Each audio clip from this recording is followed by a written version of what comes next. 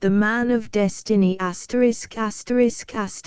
Man of Destiny Bernard Shaw 1898 The 12th of May, 1796, in North Italy, at Tavazzano, on the road from Lodi to Milan. The afternoon sun is blazing serenely over the plains of Lombardy, treating the Alps with respect and the Antilles with indulgence, not incommoded by the basking of the swine and oxen in the villages nor hurt by its cool reception in the churches, but fiercely disdainful of two hordes of mischievous insects which are the French and Austrian armies. 2 days before, at Lodi, the Austrians tried to prevent the French from crossing the river by the narrow bridge there, but the French, commanded by a general aged 27, Napoleon Bonaparte, who does not understand the art of war, rushed the fire-swept bridge, supported by a tremendous cannonade in which the young general assisted with his own hands. Cannonading is his technical specialty. He has been trained in the artillery under the old regime, and made perfect in the military arts of shirking his duties, swindling the paymaster over traveling expenses, and dignifying war with the noise and smoke of cannon, as depicted in all military portraits. He is, however, an original observer, and has perceived, for the first time since the invention of gunpowder, that a cannon ball, if it strikes a man, will kill him. To a thorough grasp of this remarkable discovery, he adds a highly evolved faculty for physical geography and for the calculation of times and distances. He has prodigious powers of work, and a clear, realistic knowledge of human nature in public affairs, having seen it exhaustively tested in that department during the French Revolution. He is imaginative without illusions, and creative without religion, loyalty, patriotism or any of the common ideals. Not that he is incapable of these ideals, on the contrary, he has swallowed them all in his boyhood, and now, having a keen dramatic faculty, is extremely clever at playing upon them by the arts of the actor and stage manager. Withal, he is no spoiled child. Poverty, ill luck, the shifts of impecunious shabby gentility, repeated failure as a would-be author, humiliation as a rebuffed time server, reproof and punishment as an incompetent and dishonest officer, an escape from dismissal from the service so narrow that if the emigration of the nobles had not raised the value of even the most rascally lieutenant to the famine price of a general, he would have been swept contemptuously from the army. These trials have ground the conceit out of him, and forced him to be self-sufficient and to understand that to such men as he is the world will give nothing that he cannot take from it by force. In this the world is not free from cowardice and folly, for Napoleon, as a merciless cannonader of political rubbish, is making himself useful.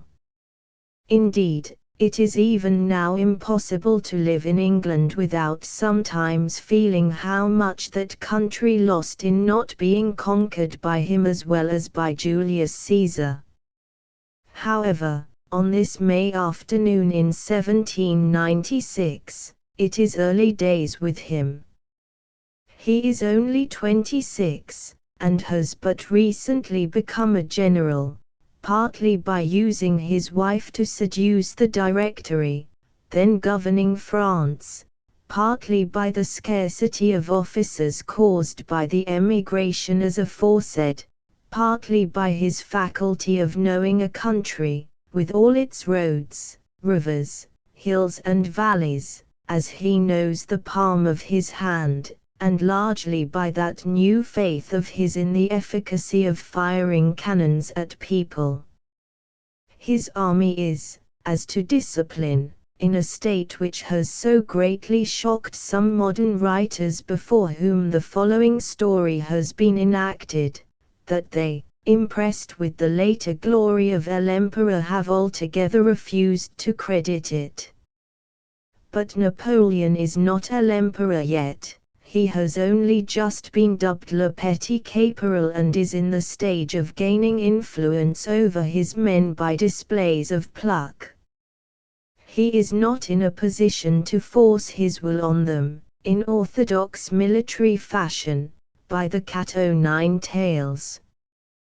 The French Revolution, which has escaped suppression solely through the monarchy's habit of being at least 4 years in arrear with its soldiers in the matter of pay, has substituted for that habit, as far as possible, the habit of not paying at all, except in promises and patriotic flatteries which are not compatible with martial law of the Prussian type.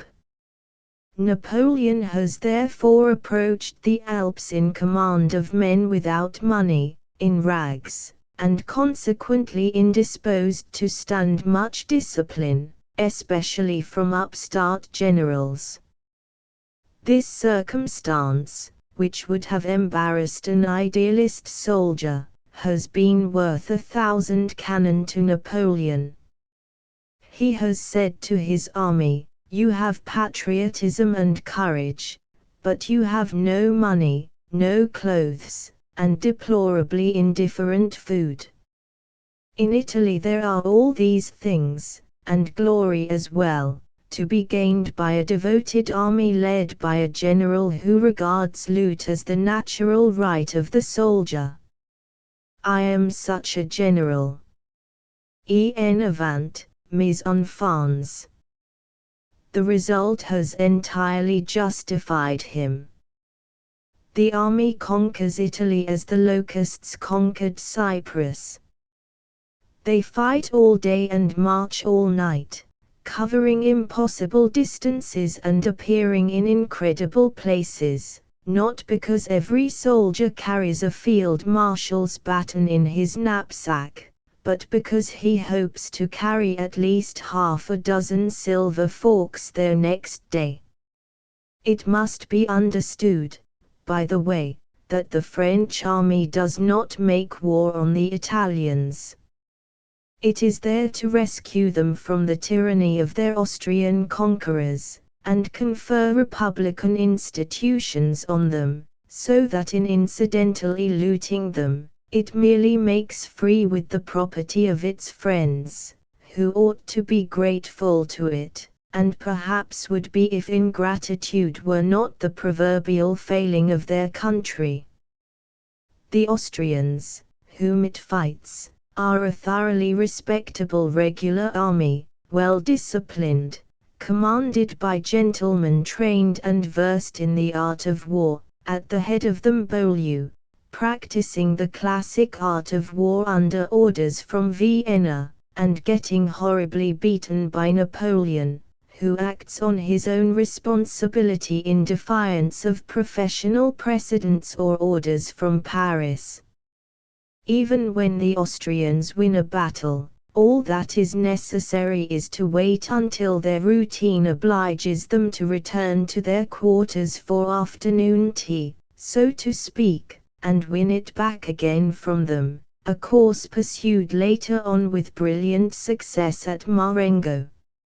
On the whole, with his foe handicapped by Austrian statesmanship, classic generalship, and the exigencies of the aristocratic social structure of Viennese society, Napoleon finds it possible to be irresistible without working heroic miracles.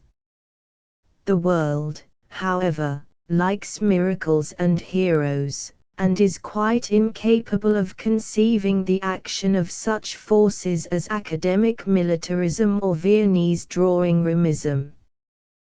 Hence it has already begun to manufacture l'emperor, and thus to make it difficult for the romanticists of 100 years later to credit the little scene now in question at Tavazzano as aforesaid.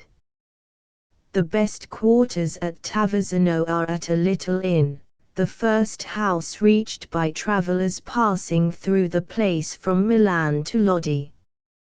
It stands in a vineyard, and its principal room, a pleasant refuge from the summer heat, is open so widely at the back to this vineyard that it is almost a large veranda.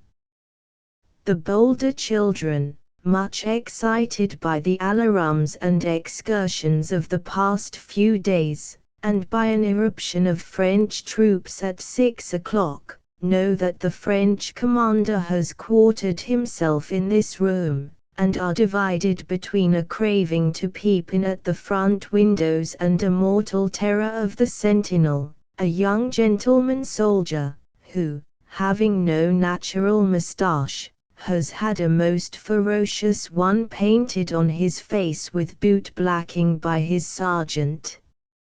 As his heavy uniform, like all the uniforms of that day, is designed for parade without the least reference to his health or comfort, he perspires profusely in the sun, and his painted moustache has run in little streaks down his chin and round his neck except where it has dried in stiff japanned flakes, and had its sweeping outline chipped off in grotesque little bays and headlands, making him unspeakably ridiculous in the eye of history 100 years later, but monstrous and horrible to the contemporary North Italian infant, to whom nothing would seem more natural than that he should relieve the monotony of his guard by pitchforking a stray child up on his bayonet, and eating it uncooked.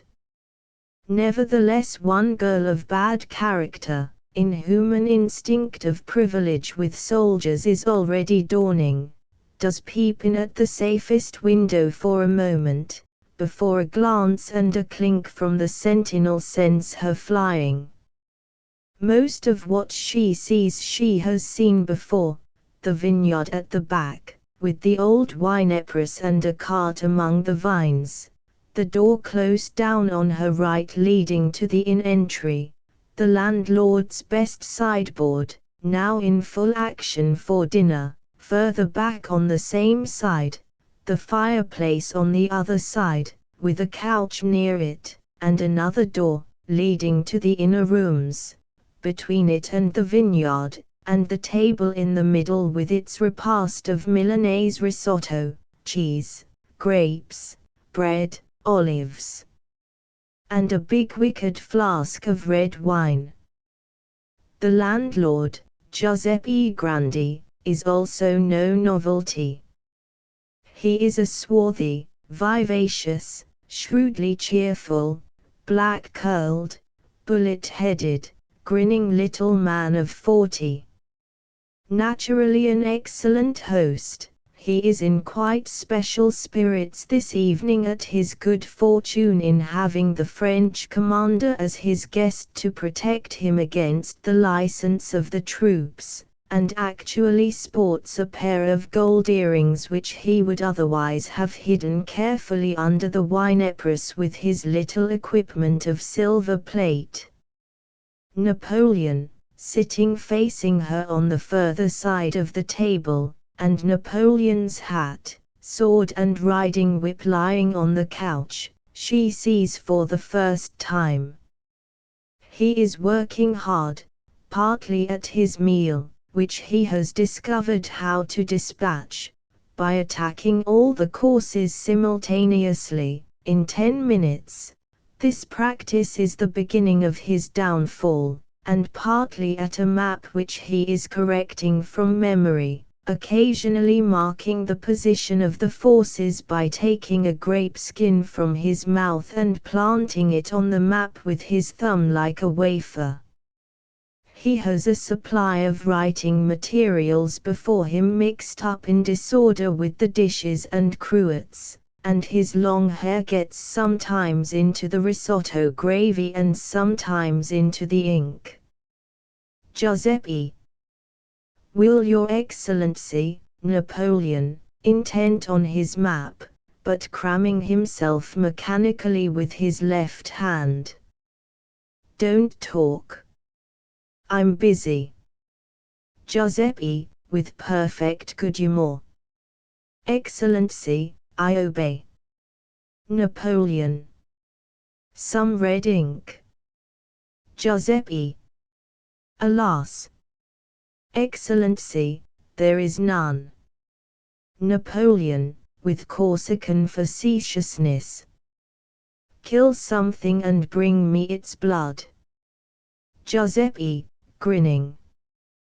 There is nothing but your Excellency's horse, the sentinel, the lady upstairs, and my wife. Napoleon. Kill your wife. Giuseppe. Willingly, your Excellency, but unhappily I am not strong enough. She would kill me. Napoleon.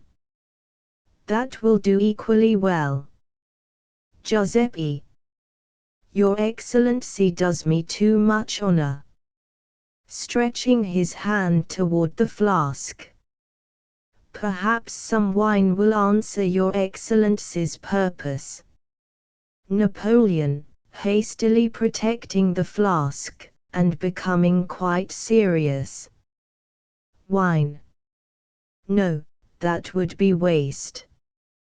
You are all the same, waste. Waste. Waste. He marks the map with gravy, using his fork as a pen. Clear away.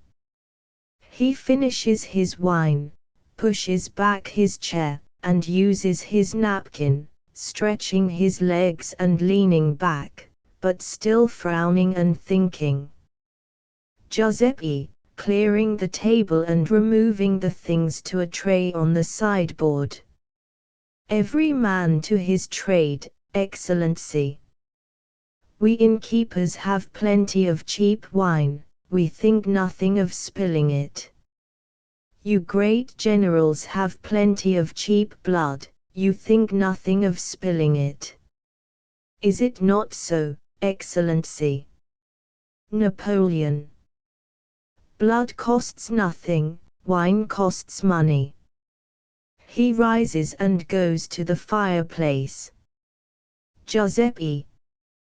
They say you are careful of everything except human life, Excellency. Napoleon. Human life, my friend, is the only thing that takes care of itself. He throws himself at his ease on the couch. Giuseppe, admiring him. Ah, Excellency, what fools we all are beside you. If I could only find out the secret of your success. Napoleon. You would make yourself Emperor of Italy, eh? Giuseppe. Too troublesome, Excellency, I leave all that to you. Besides, what would become of my inn if I were Emperor? See how you enjoy looking on at me whilst I keep the inn for you and wait on you. Well, I shall enjoy looking on at you whilst you become Emperor of Europe, and govern the country for me. Whilst he chatters, he takes the cloth off without removing the map and inkstand, and takes the corners in his hands and the middle of the edge in his mouth, to fold it up. Napoleon. Emperor of Europe, eh? Why only Europe? Giuseppe. Why, indeed. Emperor of the world, Excellency. Why not? He folds and rolls up the cloth, emphasizing his phrases by the steps of the process. One man is like another, fold one country is like another, fold one battle is like another.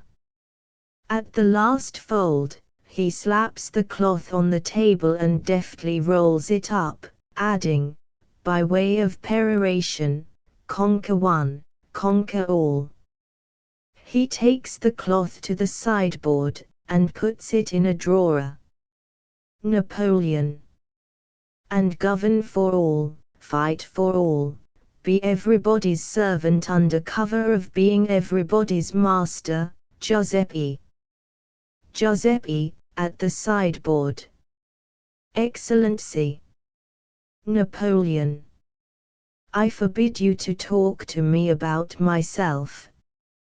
Giuseppe, coming to the foot of the couch. Pardon.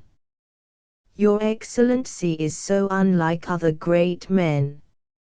It is the subject they like best. Napoleon. Well, talk to me about the subject they like next best, whatever that may be. Giuseppe, unabashed. Willingly, Your Excellency.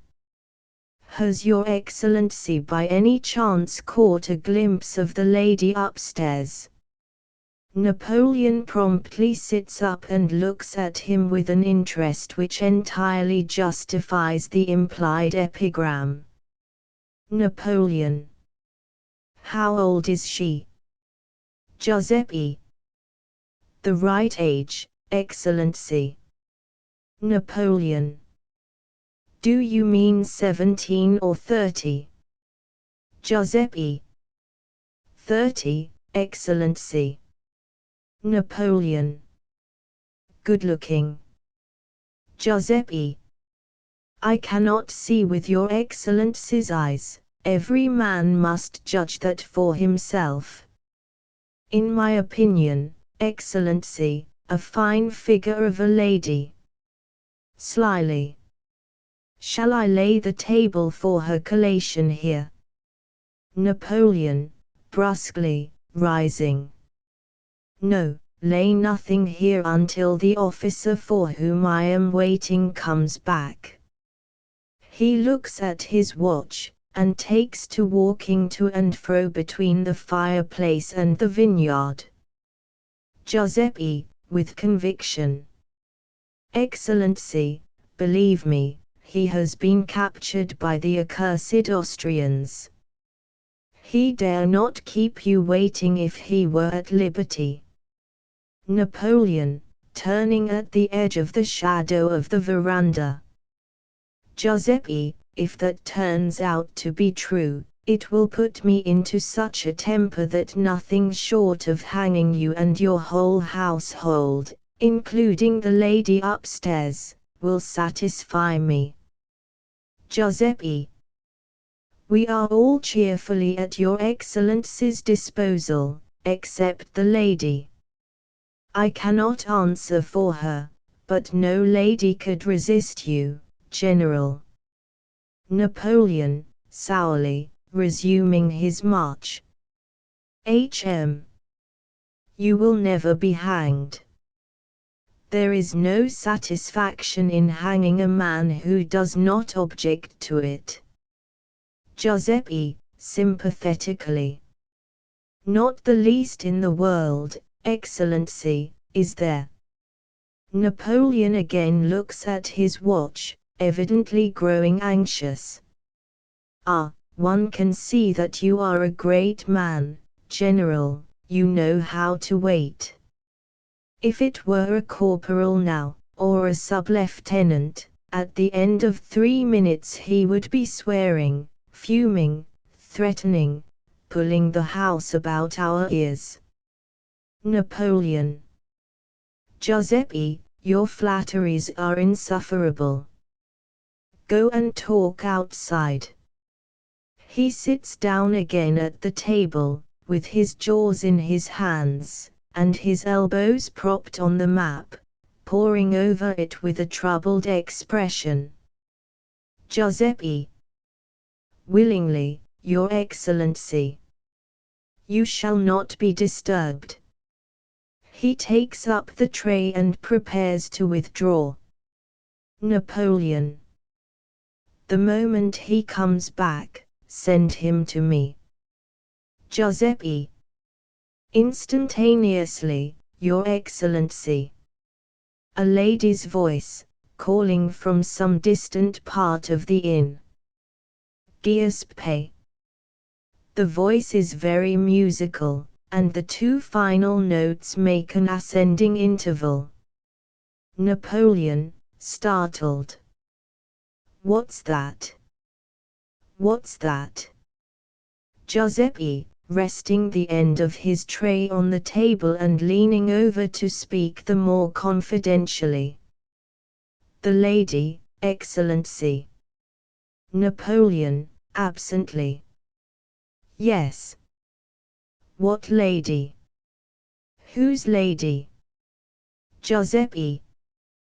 The strange lady, Excellency. Napoleon. What strange lady? Giuseppe, with a shrug. Who knows? She arrived here half an hour before you in a hired carriage belonging to the Golden Eagle at Borghetto. Actually by herself, Excellency. No servants. A dressing bag and a trunk, that is all. The postilion says she left a horse, a charger, with military trappings, at the Golden Eagle. Napoleon. A woman with a charger. That's extraordinary. The lady's voice, the two final notes now making a peremptory descending interval. Giuseppe. Napoleon, rising to listen. That's an interesting voice. Giuseppe. She is an interesting lady, Excellency. Calling. Coming, lady, coming.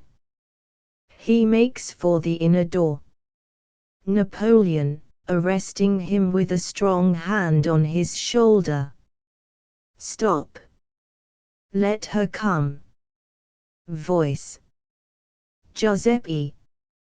Impatiently. Giuseppe, pleadingly.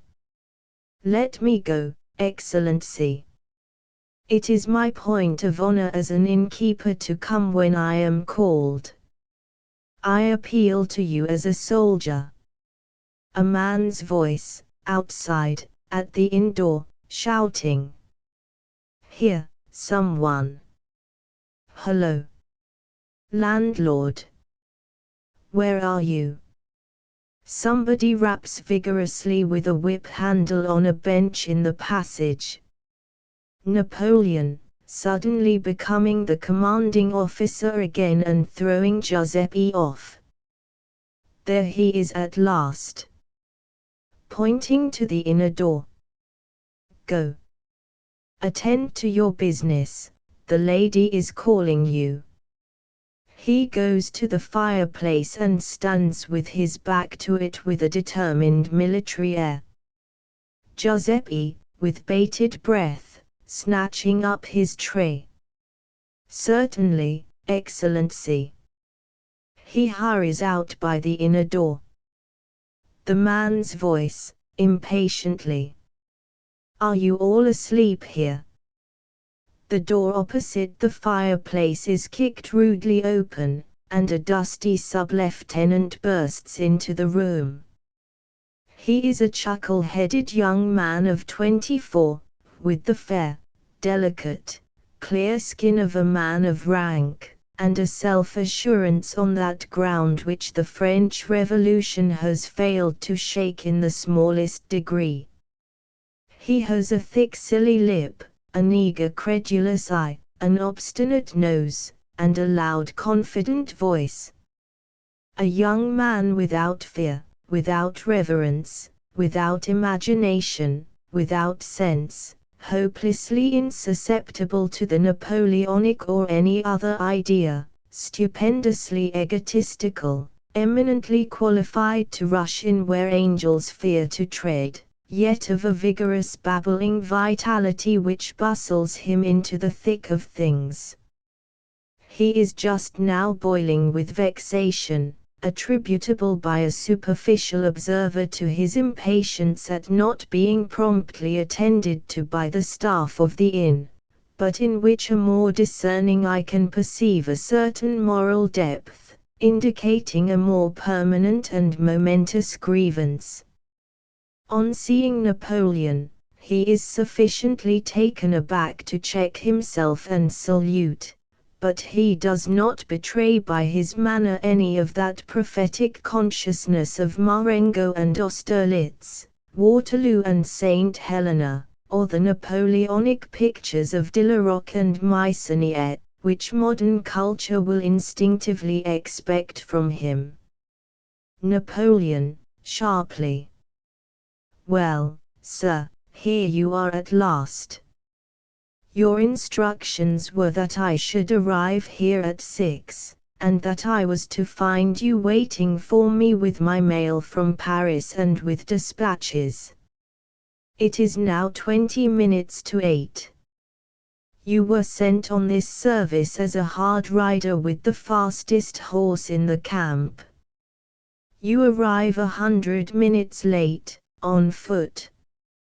Where is your horse? The lieutenant, moodily pulling off his gloves and dashing them with his cap and whip on the table. Ah! Where indeed? That's just what I should like to know, General. With emotion. You don't know how fond I was of that horse. Napoleon, angrily sarcastic. Indeed. With sudden misgiving. Where are the letters and dispatches? The lieutenant, importantly, rather pleased than otherwise at having some remarkable news. I don't know. Napoleon, unable to believe his ears. You don't know. Lieutenant. No more than you do, General. Now I suppose I shall be court-martialed. Well, I don't mind being court-martialed, but, with solemn determination, I tell you, General, if ever I catch that innocent-looking youth, I'll spoil his beauty, the slimy little liar. I'll make a picture of him. I'll, Napoleon, advancing from the hearth to the table. What innocent-looking youth! Pull yourself together, sir, will you, and give an account of yourself. Lieutenant, facing him at the opposite side of the table, leaning on it with his fists. Oh, I'm all right, General, I'm perfectly ready to give an account of myself. I shall make the court-martial thoroughly understand that the fault was not mine. Advantage has been taken of the better side of my nature, and I'm not ashamed of it. But with all respect to you as my commanding officer, General, I say again that if ever I set eyes on that son of Satan, I'll, Napoleon, angrily. So you said before. Lieutenant, drawing himself upright. I say it again, just wait until I catch him. Just wait, that's all. He folds his arms resolutely, and breathes hard, with compressed lips. Napoleon. I am waiting, sir, for your explanation. Lieutenant, confidently. You'll change your tone, General, when you hear what has happened to me. Napoleon. Nothing has happened to you, sir, you are alive and not disabled. Where are the papers entrusted to you? Lieutenant. Nothing. Nothing. Aho. Well, we'll see. posing himself to overwhelm Napoleon with his news. He swore eternal brotherhood with me. Was that nothing? He said my eyes reminded him of his sister's eyes. Was that nothing? He cried, actually cried, over the story of my separation from Angelica. Was that nothing? He paid for both bottles of wine, though he only ate bread and grapes himself. Perhaps you call that nothing. He gave me his pistols and his horse and his dispatches, most important dispatches, and let me go away with them.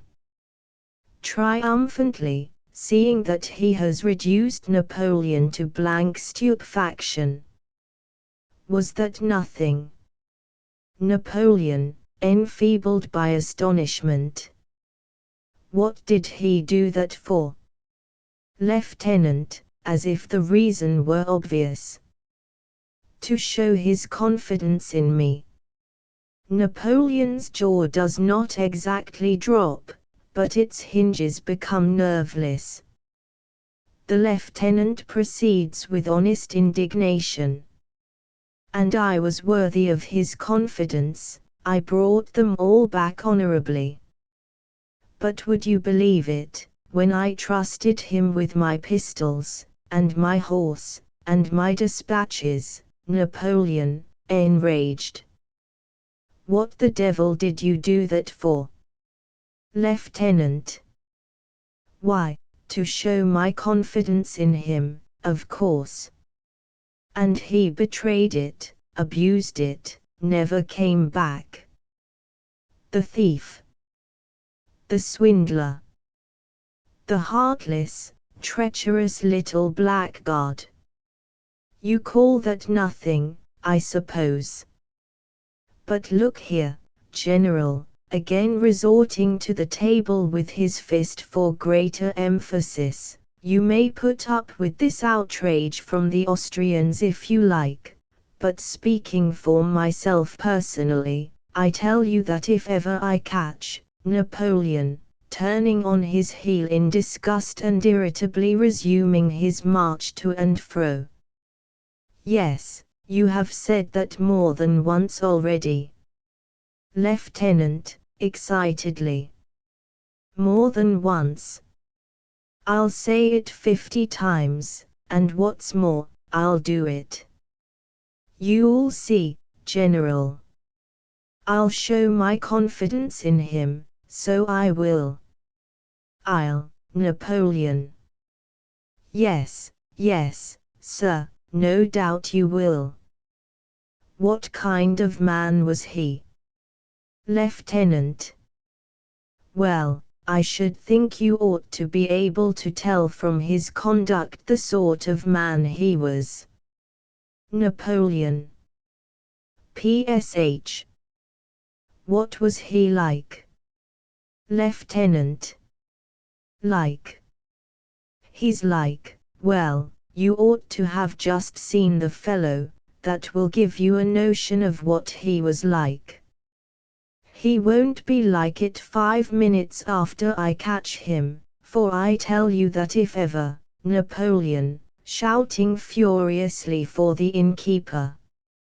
Giuseppe. To the lieutenant, out of all patience. Hold your tongue, sir, if you can. Lieutenant. I warn you it's no use to try to put the blame on me. Plaintively. How was I to know the sort of fellow he was? He takes a chair from between the sideboard and the outer door, places it near the table, and sits down. If you only knew how hungry and tired I am, you'd have more consideration. Giuseppe, returning. What is it, Excellency? Napoleon, struggling with his temper. Take this officer. Feed him, and put him to bed, if necessary. when he is in his right mind again, find out what has happened to him and bring me word. To the lieutenant. Consider yourself under arrest, sir. Lieutenant, with sulky stiffness. I was prepared for that. It takes a gentleman to understand a gentleman.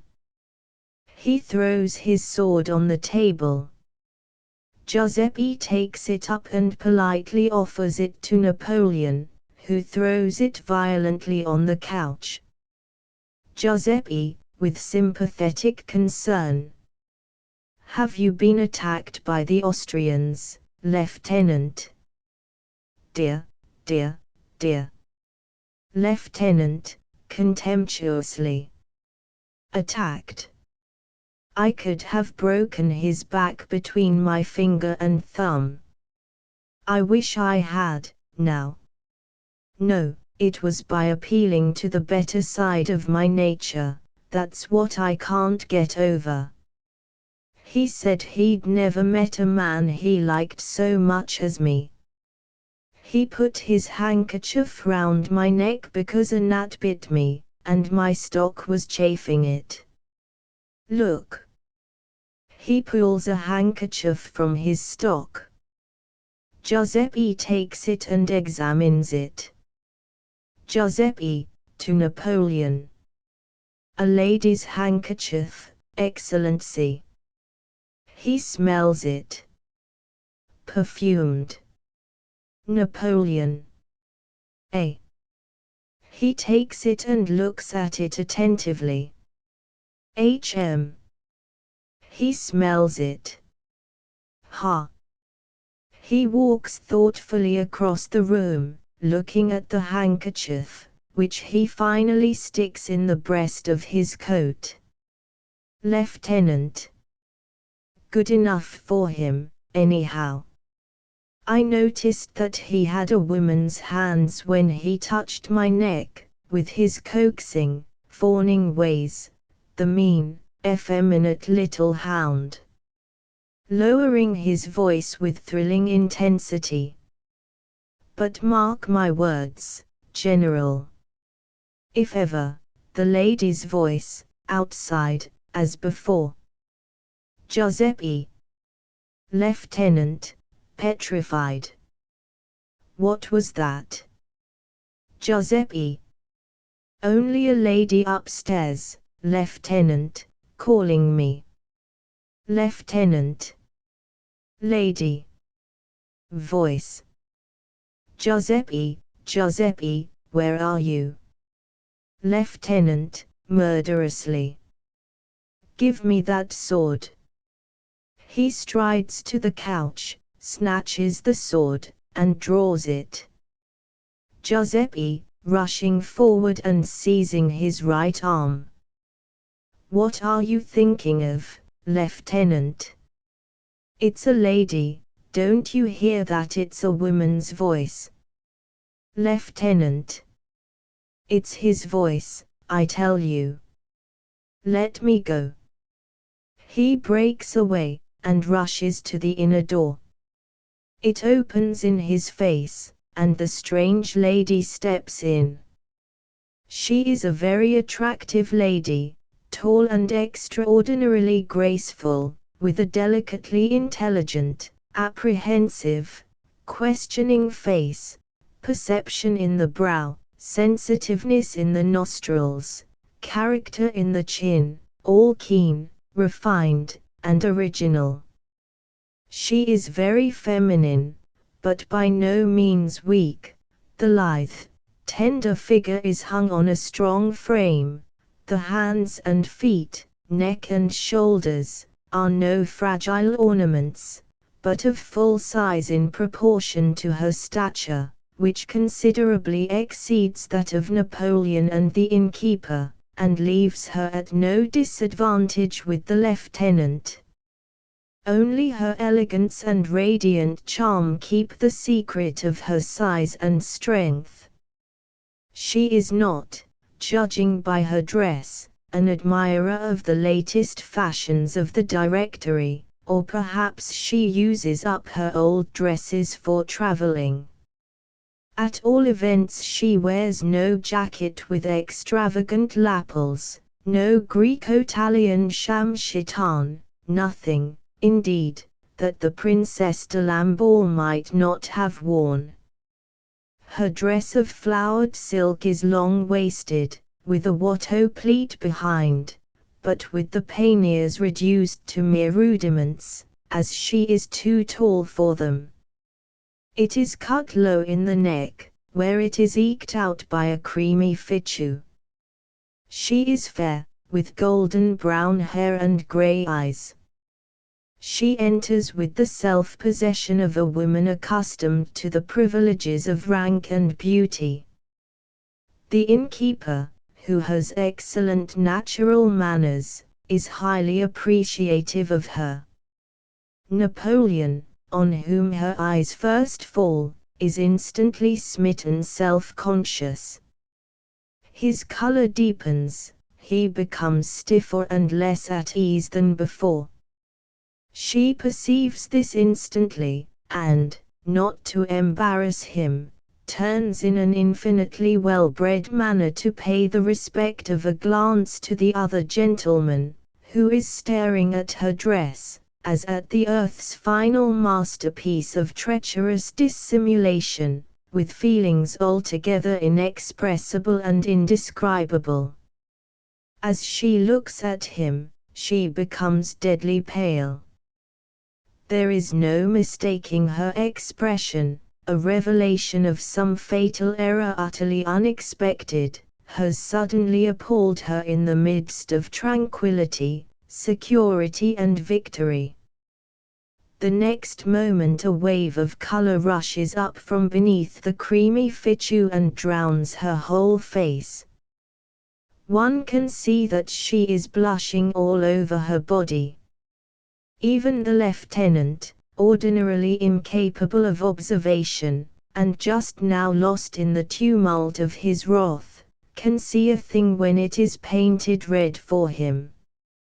Interpreting the blush as the involuntary confession of black deceit confronted with its victim, he points to it with a loud crow of retributive triumph, and then, seizing her by the wrist, pulls her past him into the room as he claps the door to, and plants himself with his back to it. Lieutenant. So I've got you, my lad. So you've disguised yourself, have you? In a voice of thunder. Take off that skirt. Giuseppe, remonstrating. Oh, Lieutenant. Lady, affrighted, but highly indignant at his having dared to touch her. Gentlemen, I appeal to you. Giuseppe. Making a movement as if to run to Giuseppe. Lieutenant, interposing, sword in hand. No you don't. Lady, taking refuge with Napoleon. Ah, sir, you are an officer, a general. You will protect me, will you not? Lieutenant. Never you mind him, General. Leave me to deal with him. Napoleon. With him. With whom, sir? Why do you treat this lady in such a fashion? Lieutenant. Lady. He's a man. The man I showed my confidence in. Advancing threateningly. Hear you, lady, running behind Napoleon and in her agitation embracing the arm which he instinctively extends before her as a fortification. Oh, thank you, General. Keep him away. Napoleon. Nonsense, sir. This is certainly a lady. She suddenly drops his arm and blushes again, and you are under arrest. Put down your sword, sir, Instantly. Lieutenant. General, I tell you he's an Austrian spy. He passed himself off on me as one of General Massena's staff this afternoon, and now he's passing himself off on you as a woman. Am I to believe my own eyes or not? Lady. General, it must be my brother. He is on General Massena's staff. He is very like me. Lieutenant, his mind giving way. Do you mean to say that you're not your brother, but your sister, the sister who was so like me, who had my beautiful blue eyes? It was a lie. Your eyes are not like mine, they're exactly like your own. What perfidy! Napoleon.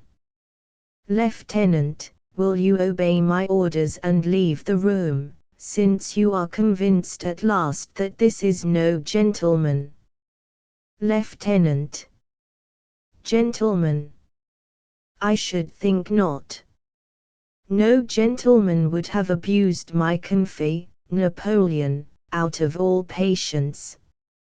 Enough, sir, enough. Will you leave the room? I order you to leave the room. Lady. Oh, pray let me go instead.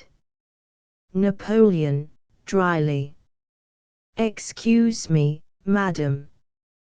With all respect to your brother, I do not yet understand what an officer on General Massena's staff wants with my letters. I have some questions to put to you. Giuseppe, discreetly. Come, Lieutenant. He opens the door. Lieutenant. I'm off. General, take warning by me. Be on your guard against the better side of your nature. To the lady. Madam, my apologies. I thought you were the same person, only of the opposite sex, and that naturally misled me. Lady, sweetly. It was not your fault, was it? I'm so glad you're not angry with me any longer, Lieutenant. She offers her hand.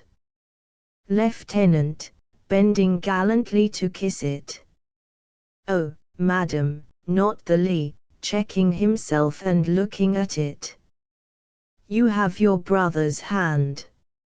And the same sort of ring. Lady, sweetly. We are twins. Lieutenant. That accounts for it. He kisses her hand. 1,000 pardons. I didn't mind about the dispatches at all, that's more the general's affair than mine, it was the abuse of my confidence through the better side of my nature. Taking his cap, gloves, and whip from the table and going. You'll excuse my leaving you, General, I hope. Very sorry, I'm sure. He talks himself out of the room. Giuseppe follows him and shuts the door. Napoleon, looking after them with concentrated irritation. Idiot. The strange lady smiles sympathetically. He comes frowning down the room between the table and the fireplace, all his awkwardness gone now that he is alone with her. Lady. How can I thank you, General, for your protection? Napoleon, turning on her suddenly. My dispatches, come. He puts out his hand for them. Lady.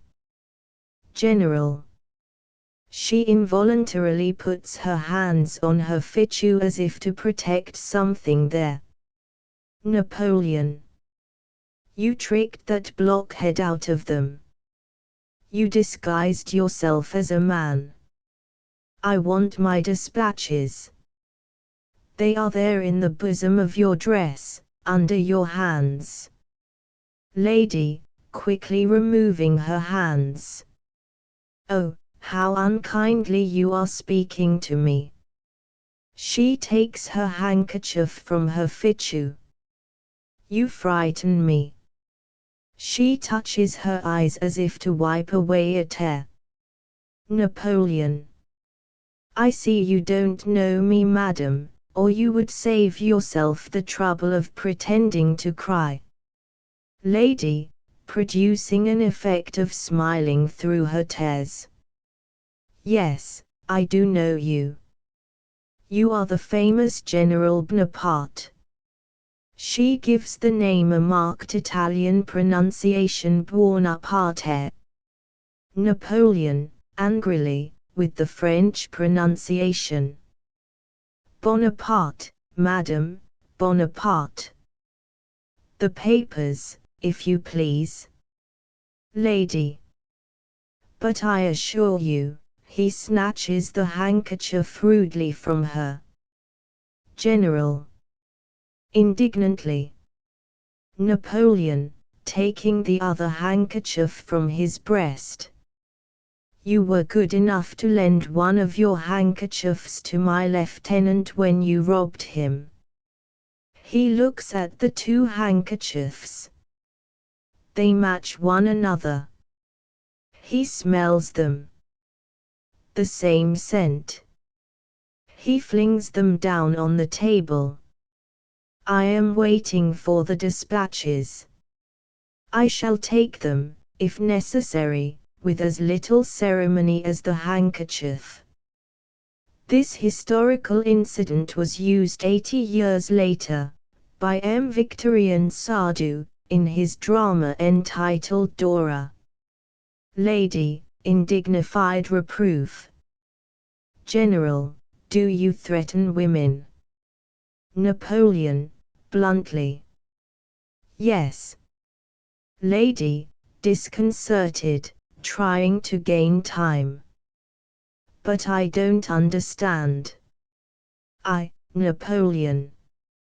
You understand perfectly. You came here because your Austrian employers calculated that I was 6 leagues away. I am always to be found where my enemies don't expect me. You have walked into the lion's den.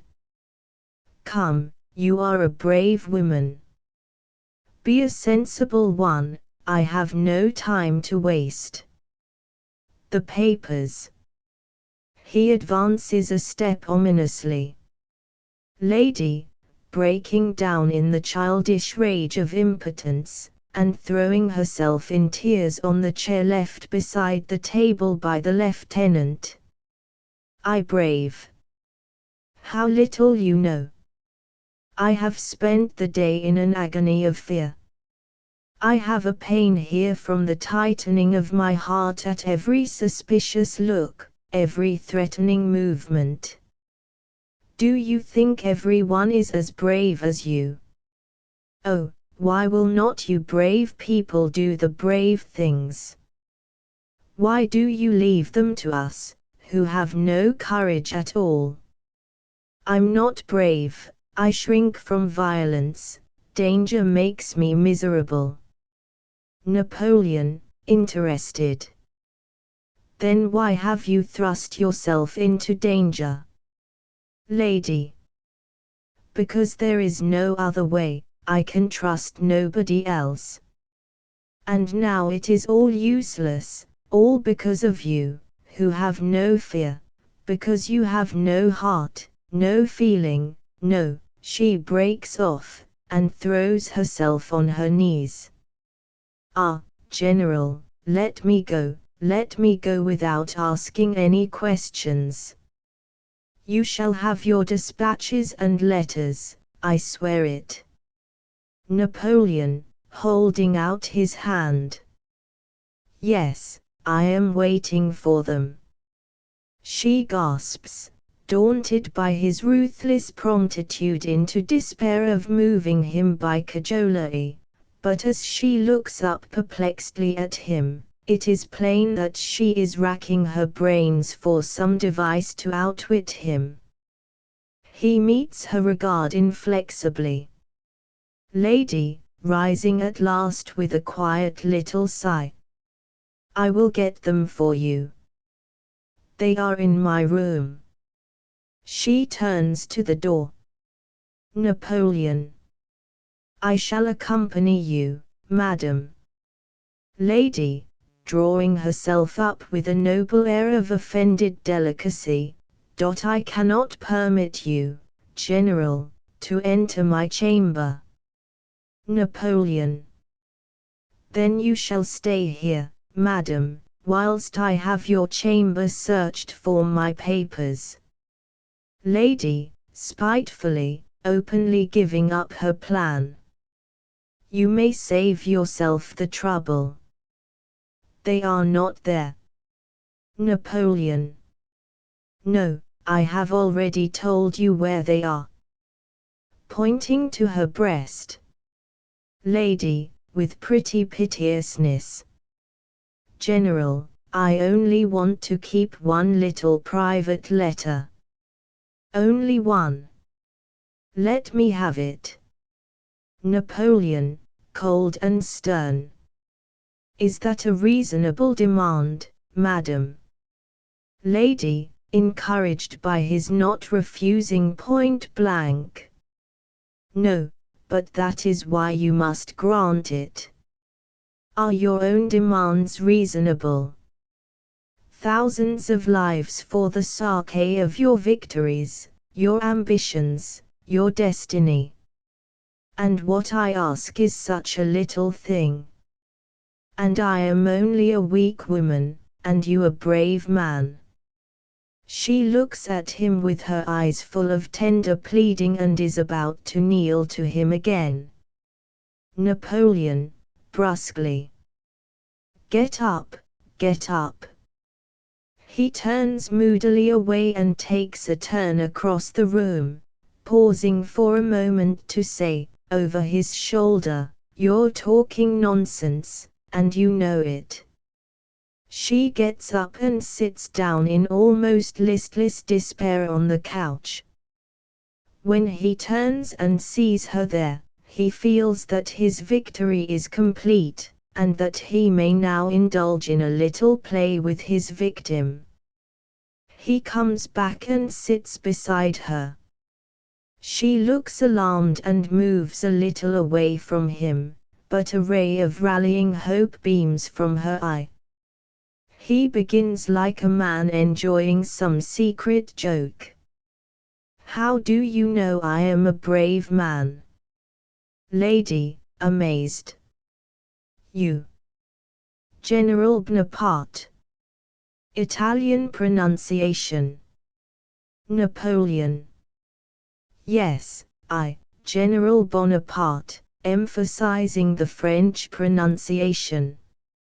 Lady. "Oh, how can you ask such a question? You, who stood only 2 days ago at the bridge at Lodi, with the air full of death, fighting a duel with cannons across the river." Shuddering. "Oh, you do brave things." Napoleon. "So do you." Lady. "I." With a sudden odd thought. "Oh. Are you a coward?" Napoleon, laughing grimly and pinching her cheek. "That is the one question you must never ask a soldier." The sergeant asks after the recruit's height, his age, his wind, his limb, but never after his courage. He gets up and walks about with his hands behind him and his head bowed, chuckling to himself. Lady, as if she had found it no laughing matter. "Ah, you can laugh at fear. Then you don't know what fear is." Napoleon, coming behind the couch. "Tell me this. Suppose you could have got that letter by coming to me over the bridge at Lodi the day before yesterday. Suppose there had been no other way, and that this was a sure way, if only you escaped the cannon. She shudders and covers her eyes for a moment with her hands. Would you have been afraid? Lady. Oh, horribly afraid, agonizingly afraid. She presses her hands on her heart. It hurts only to imagine it. Napoleon, inflexibly. Would you have come for the dispatches? Lady, overcome by the imagined horror. Don't ask me. I must have come. Napoleon. Why? Lady. Because I must. Because there would have been no other way. Napoleon, with conviction. Because you would have wanted my letter enough to bear your fear. There is only one universal passion, fear. Of all the 1,000 qualities a man may have, the only one you will find as certainly in the youngest drummer boy in my army as in me, is fear. It is fear that makes men fight, it is indifference that makes them run away, fear is the mainspring of war. Fear. I know fear well, better than you, better than any woman. I once saw a regiment of good Swiss soldiers massacred by a mob in Paris because I was afraid to interfere. I felt myself a coward to the tips of my toes as I looked on at it. 7 months ago I revenged my shame by pounding that mob to death with cannon balls. Well, what of that? Has fear ever held a man back from anything he really wanted, or a woman either? Never. Come with me, and I will show you 20,000 cowards who will risk death every day for the price of a glass of brandy. And do you think there are no women in the army, braver than the men, because their lives are worth less? Pshaw!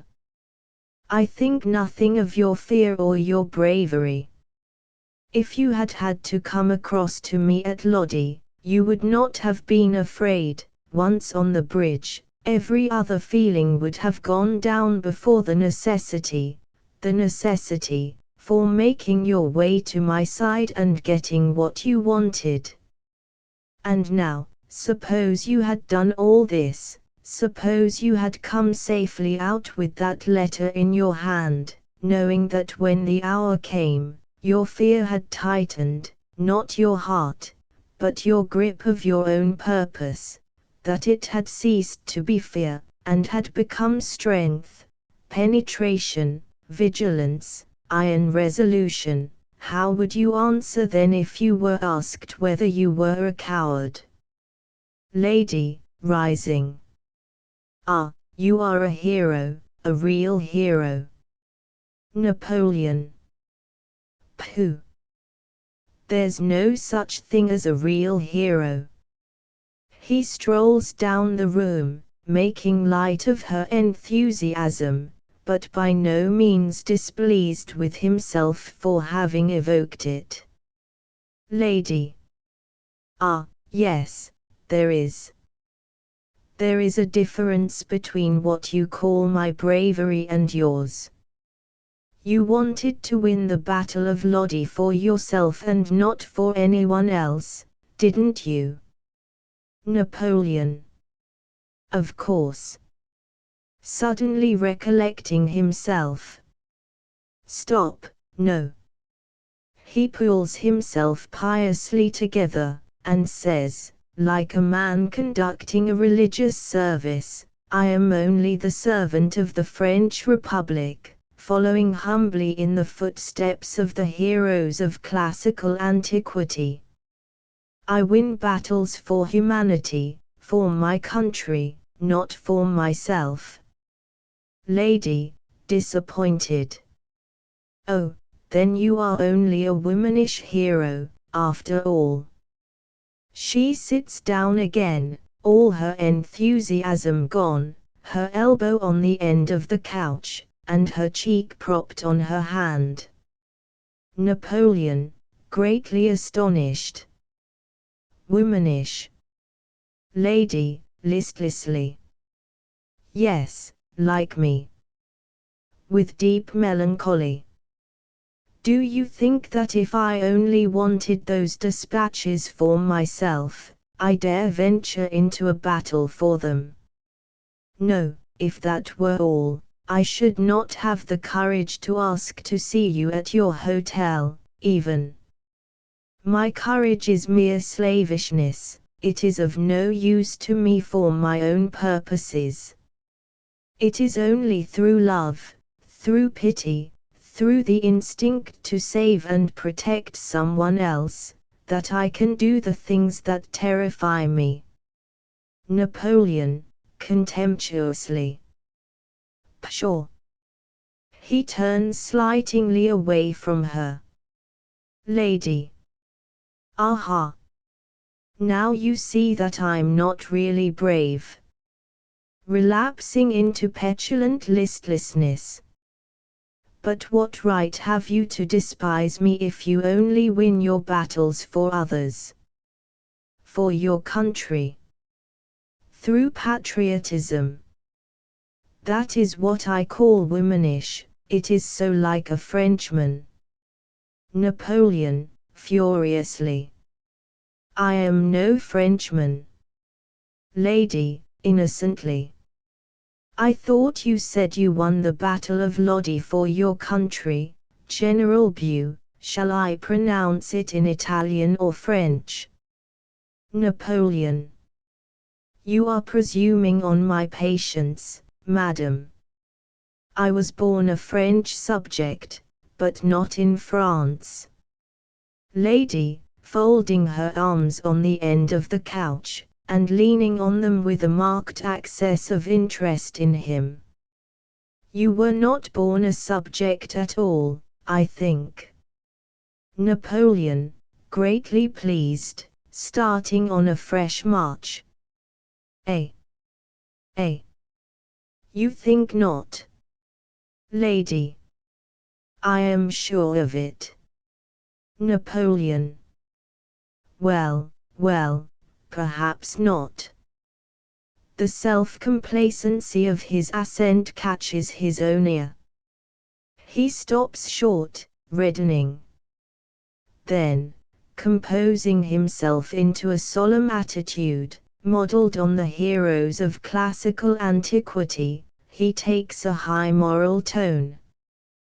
But we must not live for ourselves alone, little one. Never forget that we should always think of others, and work for others, and lead and govern them for their own good. Self-sacrifice is the foundation of all true nobility of character. Lady, again relaxing her attitude with a sigh. Ah, it is easy to see that you have never tried it, General. Napoleon, indignantly, forgetting all about Brutus and Scipio. What do you mean by that speech, madam?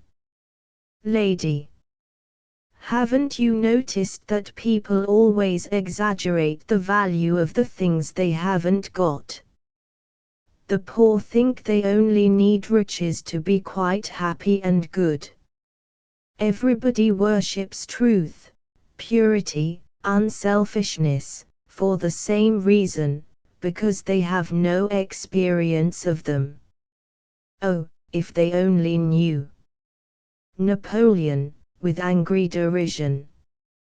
If they only knew! Pray, do you know? Lady, with her arms stretched down and her hands clasped on her knees, looking straight before her. Yes. I had the misfortune to be born good. Glancing up at him for a moment. And it is a misfortune, I can tell you, General. I really am truthful and unselfish and all the rest of it, and it's nothing but cowardice, want of character, want of being really, strongly, positively oneself. Napoleon. Ha! Turning to her quickly with a flash of strong interest. Lady, earnestly, with rising enthusiasm. What is the secret of your power? Only that you believe in yourself. You can fight and conquer for yourself and for nobody else.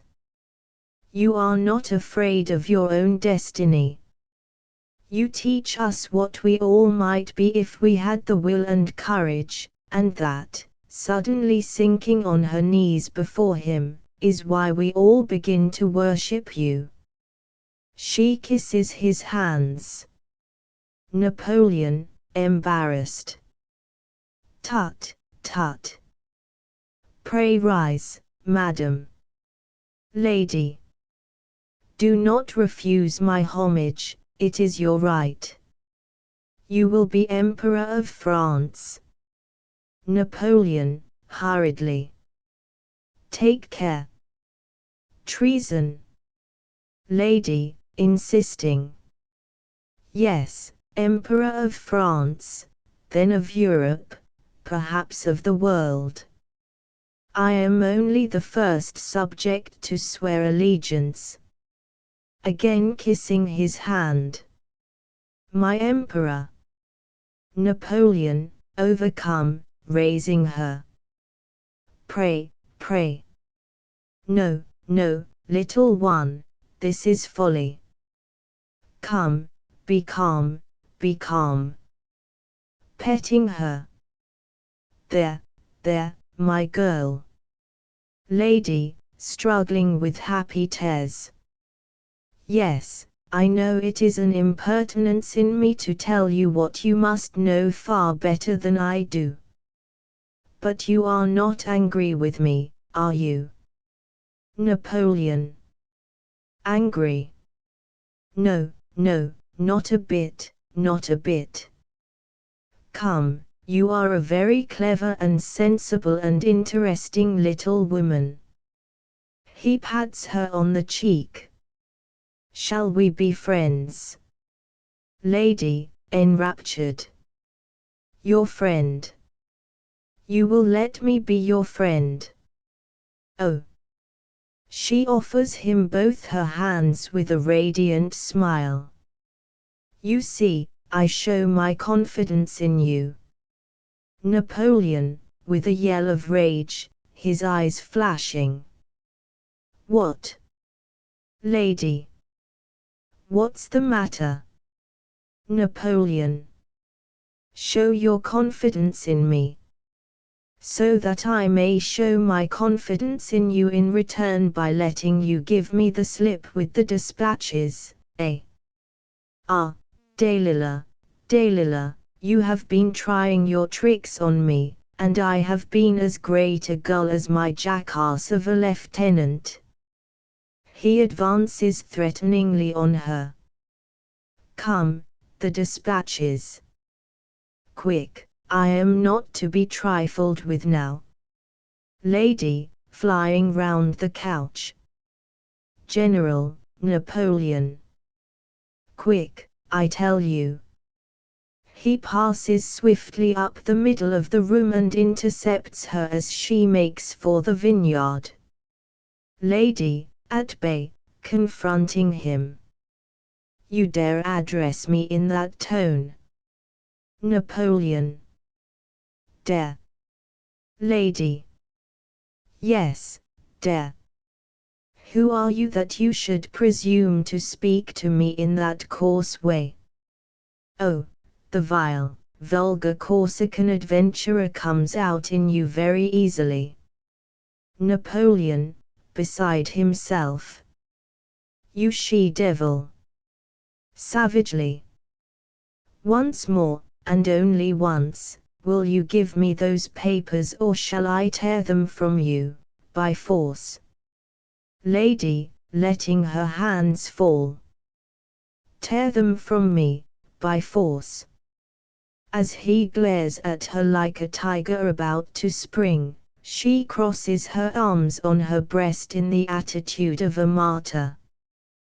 The gesture and pose instantly awaken his theatrical instinct. He forgets his rage in the desire to show her that in acting, too, she has met her match. He keeps her a moment in suspense, then suddenly clears up his countenance, puts his hands behind him with provoking coolness, looks at her up and down a couple of times, takes a pinch of snuff, wipes his fingers carefully and puts up his handkerchief, her heroic pose becoming more and more ridiculous all the time. Napoleon, at last. Well. Lady, disconcerted, but with her arms still crossed devotedly. Well, what are you going to do? Napoleon. Spoil your attitude. Lady. You brute. Abandoning the attitude, she comes to the end of the couch, where she turns with her back to it, leaning against it and facing him with her hands behind her. Napoleon. Ah, that's better. Now listen to me. I like you. What's more, I value your respect. Lady. You value what you have not got, then. Napoleon. I shall have it presently. Now attend to me. Suppose I were to allow myself to be abashed by the respect due to your sex, your beauty, your heroism and all the rest of it. Suppose I, with nothing but such sentimental stuff to stand between these muscles of mine and those papers which you have about you, and which I want and mean to have, suppose I, with the prize within my grasp, were to falter and sneak away with my hands empty, or, what would be worse, cover up my weakness by playing the magnanimous hero, and sparing you the violence I dared not use, would you not despise me from the depths of your woman's soul? Would any woman be such a fool? Well, Bonaparte can rise to the situation and act like a woman when it is necessary. Do you understand? The lady, without speaking, stands upright, and takes a packet of papers from her bosom. For a moment she has an intense impulse to dash them in his face. But her good breeding cuts her off from any vulgar method of relief. She hands them to him politely, only averting her head. The moment he takes them, she hurries across to the other side of the room, covers her face with her hands, and sits down, with her body turned away to the back of the chair. Napoleon, gloating over the papers. Aha! That's right. That's right. Before opening them he looks at her and says, "Excuse me." He sees that she is hiding her face. Very angry with me, eh? He unties the packet, the seal of which is already broken, and puts it on the table to examine its contents. Lady, quietly, taking down her hands and showing that she is not crying, but only thinking. No. You were right. But I am sorry for you. Napoleon, pausing in the act of taking the uppermost paper from the packet. Sorry for me. Why? Lady. I am going to see you lose your honor. Napoleon. Nothing worse than that. He takes up the paper. Lady. And your happiness? Napoleon. Happiness, little woman, is the most tedious thing in the world to me.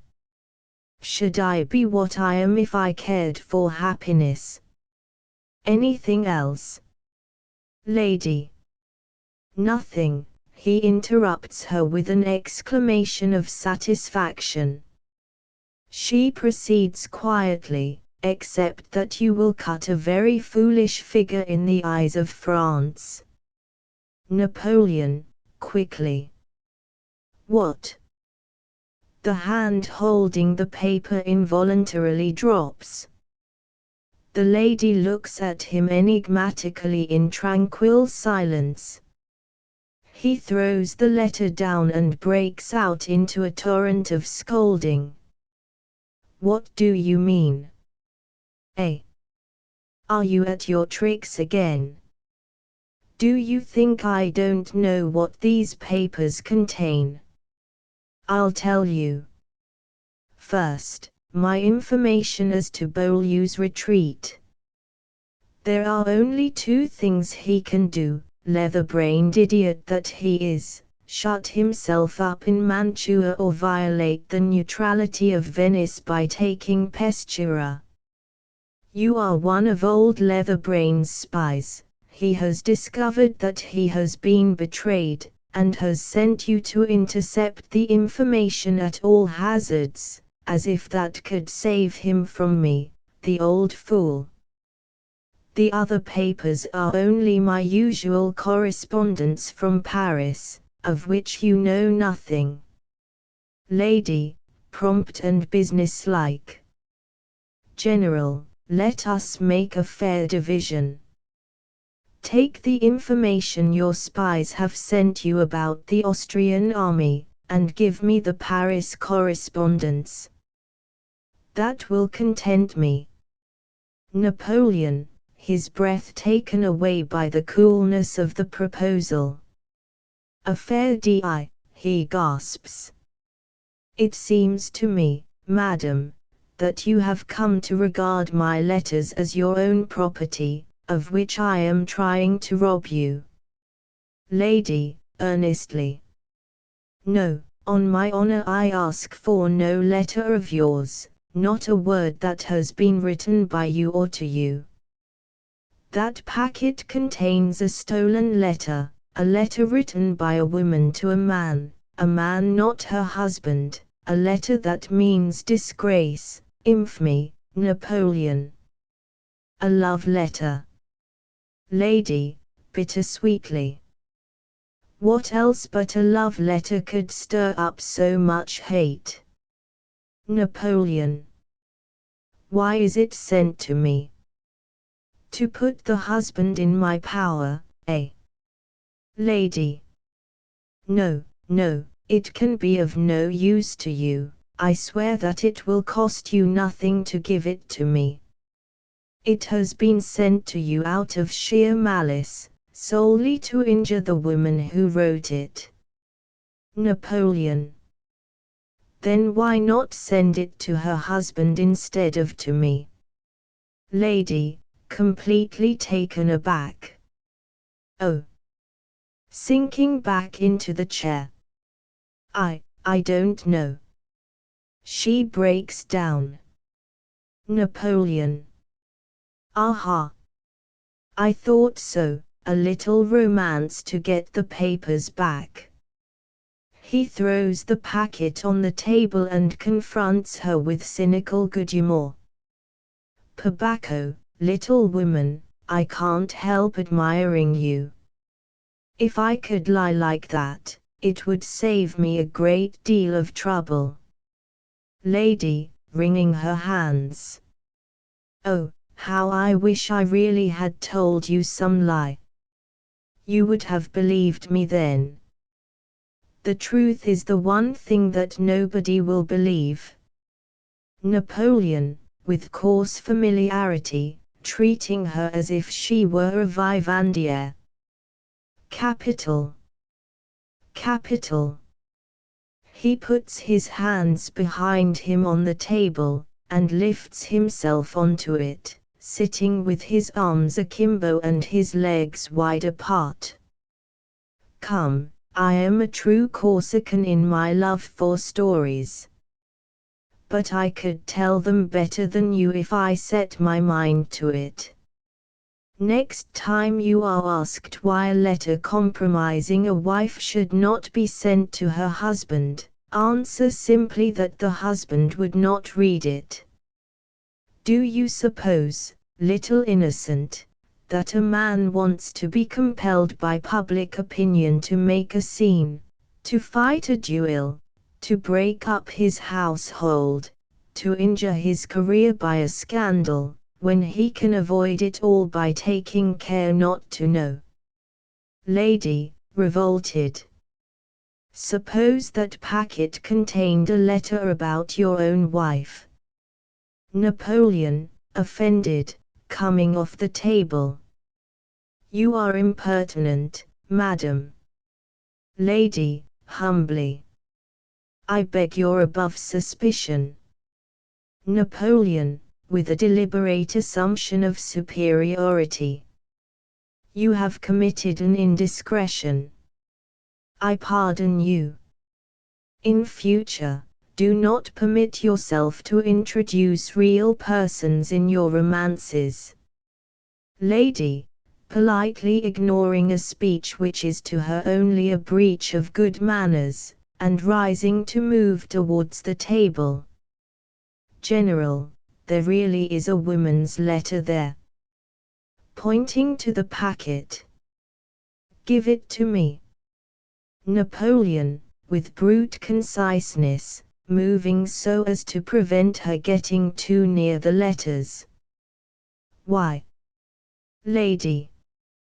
She is an old friend, we were at school together. She has written to me imploring me to prevent the letter falling into your hands. Napoleon. Why has it been sent to me? Lady. Because it compromises the director Barras. Napoleon, frowning, evidently startled. Barras. Haughtily. Take care, madam. The director Barras is my attached personal friend. Lady, nodding placidly. Yes. You became friends through your wife. Napoleon. Again. Have I not forbidden you to speak of my wife? She keeps looking curiously at him, taking no account of the rebuke. More and more irritated, he drops his haughty manner, of which he is himself somewhat impatient, and says suspiciously, lowering his voice, Who is this woman with whom you sympathize so deeply? Lady. Oh, General. How could I tell you that? Napoleon, ill-humoredly, beginning to walk about again in angry perplexity. Stunned by one another. You are all the same, you women. Lady, indignantly. We are not all the same, any more than you are. Do you think that if I loved another man, I should pretend to go on loving my husband, or be afraid to tell him or all the world? But this woman is not made that way. She governs men by cheating them, and, with disdain, they like it, and let her govern them. She sits down again, with her back to him. Napoleon, not attending to her. Barras, I, turning very threateningly to her, his face darkening. Take care, do you hear? You may go too far. Lady, innocently turning her face to him. What's the matter? Napoleon. What are you hinting at? Who is this woman? Lady, meeting his angry searching gaze with tranquil indifference as she sits looking up at him with her right arm resting lightly along the back of her chair, and one knee crossed over the other. A vain, silly, extravagant creature, with a very able and ambitious husband who knows her through and through, knows that she has lied to him about her age, her income, her social position, about everything that silly women lie about, knows that she is incapable of fidelity to any principle or any person, and yet could not help loving her, could not help his man's instinct to make use of her for his own advancement with Barras. Napoleon, in a stealthy, coldly furious whisper. This is your revenge, you she-cat, for having had to give me the letters. Lady. Nonsense. Or do you mean that you are that sort of man?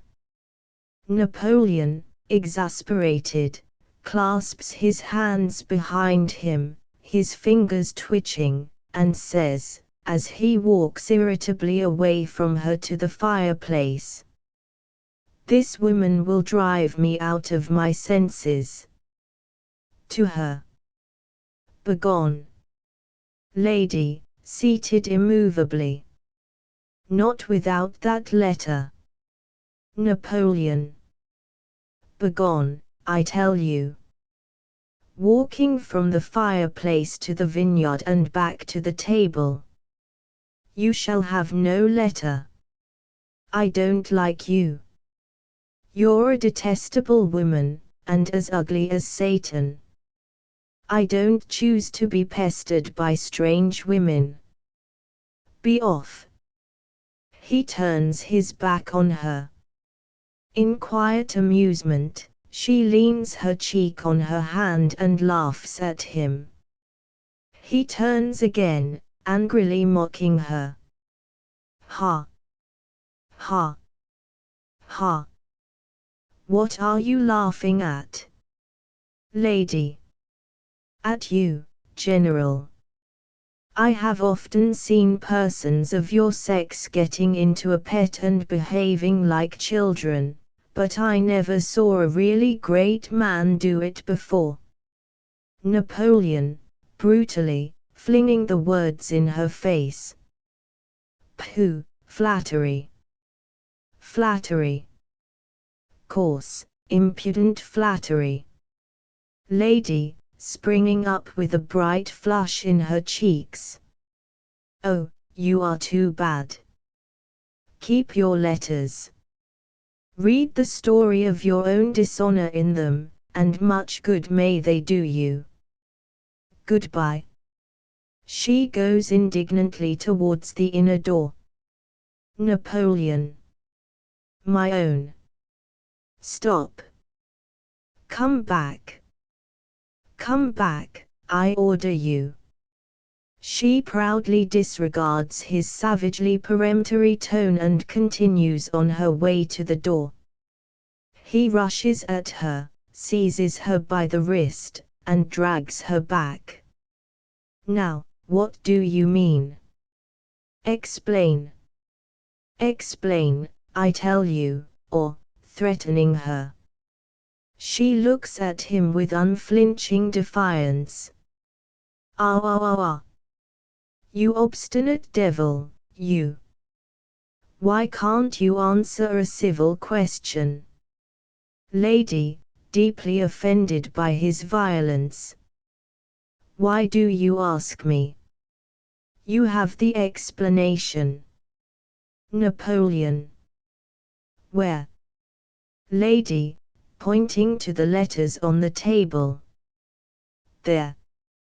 You have only to read it. He snatches the packet up, hesitates, looks at her suspiciously, and throws it down again. Napoleon. You seem to have forgotten your solicitude for the honor of your old friend. Lady. She runs no risk now, She does not quite understand her husband. Napoleon. I am to read the letter, then. He stretches out his hand as if to take up the packet again, with his eye on her. Lady. I do not see how you can very well avoid doing so now. He instantly withdraws his hand. Oh, don't be afraid. You will find many interesting things in it. Napoleon. For instance. Lady. For instance, a duel, with barras, a domestic scene, a broken household, a public scandal, a checked career, all sorts of things. Napoleon. H.M.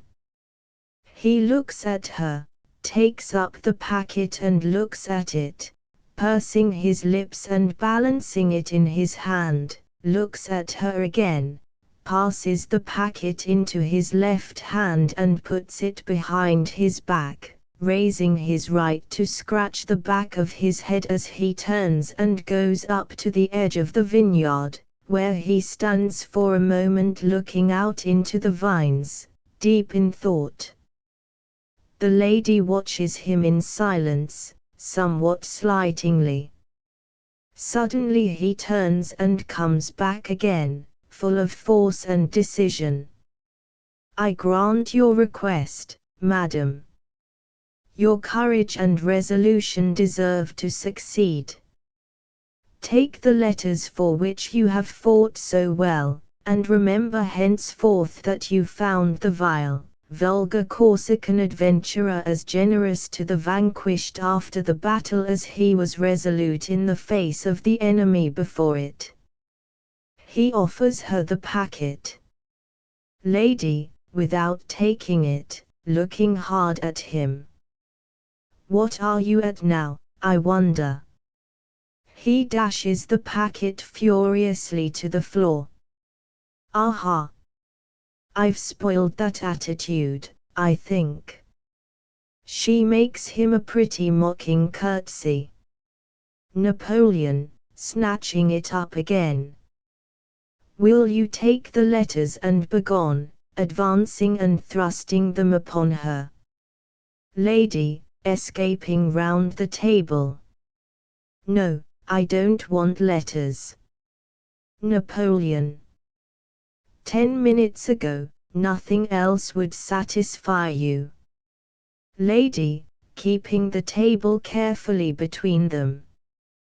10 minutes ago you had not insulted me past all bearing. Napoleon. Swallowing his spleen, I apologize. Lady, coolly. Thanks. With forced politeness he offers her the packet across the table. She retreats a step out of its reach and says, but don't you want to know whether the Austrians are at Mantua or Peschiera? Napoleon. I have already told you that I can conquer my enemies without the aid of spies, madam. Lady. And the letter? Don't you want to read that? Napoleon. You have said that it is not addressed to me. I am not in the habit of reading other people's letters. He again offers the packet. Lady. In that case there can be no objection to your keeping it. All I wanted was to prevent your reading it. Cheerfully. Good afternoon, General. She turns coolly towards the inner door. Napoleon, furiously flinging the packet on the couch. Heaven grant me patience. He goes up determinedly and places himself before the door. Have you any sense of personal danger? Or are you one of those women who like to be beaten black and blue? Lady. Thank you, General, I have no doubt the sensation is very voluptuous, but I had rather not. I simply want to go home, that's all. I was wicked enough to steal your dispatches, but you have got them back, and you have forgiven me, because, delicately reproducing his rhetorical cadence, you are as generous to the vanquished after the battle as you are resolute in the face of the enemy before it. Won't you say goodbye to me? She offers her hand sweetly. Napoleon, repulsing the advance with a gesture of concentrated rage, and opening the door to call fiercely, "Giuseppe!" Louder. "Giuseppe!" He bangs the door to, and comes to the middle of the room. The lady goes a little way into the vineyard to avoid him. Giuseppe, appearing at the door. "Excellency." Napoleon. "Where is that fool?" Giuseppe. "He has had a good dinner, according to your instructions, Excellency, and is now doing me the honor to gamble with me to pass the time." Napoleon. "Send him here. Bring him here. Come with him." Giuseppe, with unruffled readiness, hurries off. Napoleon turns curtly to the lady, saying, "I must trouble you to remain some moments longer, madam." He comes to the couch. She comes from the vineyard down the opposite side of the room to the sideboard, and posts herself there, leaning against it, watching him. He takes the packet from the couch and deliberately buttons it carefully into his breast pocket, looking at her meanwhile with an expression which suggests that she will soon find out the meaning of his proceedings, and will not like it. Nothing more is said until the lieutenant arrives, followed by Giuseppe, who stands modestly in attendance at the table. The lieutenant, without cap, sword or gloves, and much improved in temper and spirits by his meal, chooses the lady's side of the room, and waits, much at his ease, for Napoleon to begin. Napoleon. "Lieutenant." Lieutenant, encouragingly. "General." Napoleon. "I cannot persuade this lady to give me much information, but there can be no doubt that the man who tricked you out of your charge was, as she admitted to you, her brother." Lieutenant, triumphantly. "What did I tell you, General? What did I tell you?" Napoleon. "You must find that man. Your honor is at stake, and the fate of the campaign, the destiny of France, of Europe, of humanity, perhaps, may depend on the information those dispatches contain." Lieutenant. "Yes, I suppose they really are rather serious, as if this had hardly occurred to him before." Napoleon, energetically. "They are so serious, sir, that if you do not recover them, you will be degraded in the presence of your regiment." Lieutenant. "Phew! The regiment won't like that, I can tell you." Napoleon. "Personally, I am sorry for you. I would willingly conceal the affair if it were possible. But I shall be called to account for not acting on the dispatches. I shall have to prove to all the world that I never received them, no matter what the consequences may be to you. I am sorry, but you see that I cannot help myself." Lieutenant, good-naturedly. "Oh, Don't take it to heart, General, it's really very good of you. Never mind what happens to me, I shall scrape through somehow, and we'll beat the Austrians for you, dispatches or no dispatches. I hope you won't insist on my starting off on a wild goose chase after the fellow now. I haven't a notion where to look for him. Giuseppe, deferentially. You forget, Lieutenant, he has your horse. Lieutenant, starting. I forgot that. Resolutely. I'll go after him, General, I'll find that horse if it's alive anywhere in Italy. And I shan't forget the dispatches, never fear. Giuseppe, go and saddle one of those mangy old postuses of yours, while I get my cap and sword and things. Quick march. Off with you, bustling him.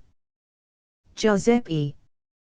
Instantly, Lieutenant, instantly. He disappears in the vineyard, where the light is now reddening with the sunset. Lieutenant, looking about him on his way to the inner door. By the way, General, did I give you my sword or did I not? Oh, I remember now. Fretfully. It's all that nonsense about putting a man under arrest, one never knows where to find, talks himself out of the room. Lady, still at the sideboard. What does all this mean, General? Napoleon. He will not find your brother. Lady. Of course not. There's no such person. Napoleon. The dispatches will be irrecoverably lost. Lady. Nonsense. They are inside your coat. Napoleon. You will find it hard, I think, to prove that wild statement. The lady starts. He adds, with clinching emphasis, those papers are lost. Lady, anxiously, advancing to the corner of the table. And that unfortunate young man's career will be sacrificed. Napoleon. His career. The fellow is not worth the gunpowder it would cost to have him shot. He turns contemptuously and goes to the hearth, where he stands with his back to her. Lady, wistfully. You are very hard. Men and women are nothing to you but things to be used, even if they are broken in the use. Napoleon, turning on her. Which of us has broken this fellow, I or you? Who tricked him out of the dispatches? Did you think of his career then? Lady, naively concerned about him. Oh, I never thought of that. It was brutal of me, but I couldn't help it, could I? How else could I have got the papers? Supplicating. General, you will save him from disgrace. Napoleon, laughing sourly. Save him yourself, since you are so clever, it was you who ruined him. With savage intensity. I hate a bad soldier. He goes out determinedly through the vineyard. She follows him a few steps with an appealing gesture, but is interrupted by the return of the lieutenant, gloved and capped, with his sword on, ready for the road. He is crossing to the outer door when she intercepts him. Lady. Lieutenant. Lieutenant, importantly. You mustn't delay me, you know. Duty, Madam, duty. Lady, imploringly. Oh, sir, what are you going to do to my poor brother? Lieutenant. Are you very fond of him? Lady. I should die if anything happened to him. You must spare him. The lieutenant shakes his head gloomily. Yes, yes, you must, you shall, he is not fit to die. Listen to me. If I tell you where to find him, if I undertake to place him in your hands a prisoner, to be delivered up by you to General Bonaparte, will you promise me on your honor as an officer and a gentleman not to fight with him or treat him unkindly in any way? Lieutenant. But suppose he attacks me? He has my pistols. Lady. He is too great a coward. Lieutenant. I don't feel so sure about that. He's capable of anything. Lady. If he attacks you, or resists you in any way, I release you from your promise. Lieutenant. My promise. I didn't mean to promise. Look here, you're as bad as he is. You've taken an advantage of me through the better side of my nature. What about my horse? Lady. It is part of the bargain that you are to have your horse and pistols back. Lieutenant. Honor bright. Lady. Honor bright. She offers her hand. Lieutenant, taking it and holding it. All right, I'll be as gentle as a lamb with him. His sister's a very pretty woman. He attempts to kiss her. Lady, slipping away from him. Oh, Lieutenant. You forget, your career is at stake, the destiny of Europe, of humanity. Lieutenant. Oh, bother the destiny of humanity, making for her. Only a kiss. Lady, retreating round the table. Not until you have regained your honor as an officer. Remember, you have not captured my brother yet. Lieutenant, seductively. You'll tell me where he is, won't you? Lady. I have only to send him a certain signal, and he will be here in quarter of an hour. Lieutenant. He's not far off, then. Lady. No, quite close. Wait here for him. When he gets my message he will come here at once and surrender himself to you. You understand? Lieutenant, intellectually overtaxed. Well, it's a little complicated, but I dare say it will be all right. Lady. And now, whilst you're waiting, don't you think you had better make terms with the general? Lieutenant. Oh, look here, this is getting frightfully complicated. What terms? Lady. Make him promise that if you catch my brother he will consider that you have cleared your character as a soldier. He will promise anything you ask on that condition. Lieutenant. That's not a bad idea. Thank you, I think I'll try it. Lady. Do. And mind, above all things, don't let him see how clever you are. Lieutenant. I understand. He'd be jealous. Lady. Don't tell him anything except that you are resolved to capture my brother or perish in the attempt. He won't believe you. Then you will produce my brother, Lieutenant, interrupting as he masters the plot. And have the laugh at him. I say, what a clever little woman you are. Shouting. Giuseppe. Lady. Pshaw. Not a word to Giuseppe about me. She puts her finger on her lips. He does the same. They look at one another warningly. Then, with a ravishing smile, she changes the gesture into wafting him a kiss, and runs out through the inner door. Electrified, he bursts into a volley of chuckles. Giuseppe comes back by the outer door. Giuseppe.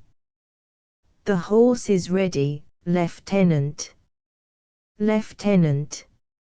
I'm not going just yet. Go and find the general, and tell him I want to speak to him. Giuseppe, shaking his head. That will never do, Lieutenant. Lieutenant. Why not? Giuseppe. In this wicked world a general may send for a lieutenant, but a lieutenant must not send for a general. Lieutenant. Oh, you think he wouldn't like it?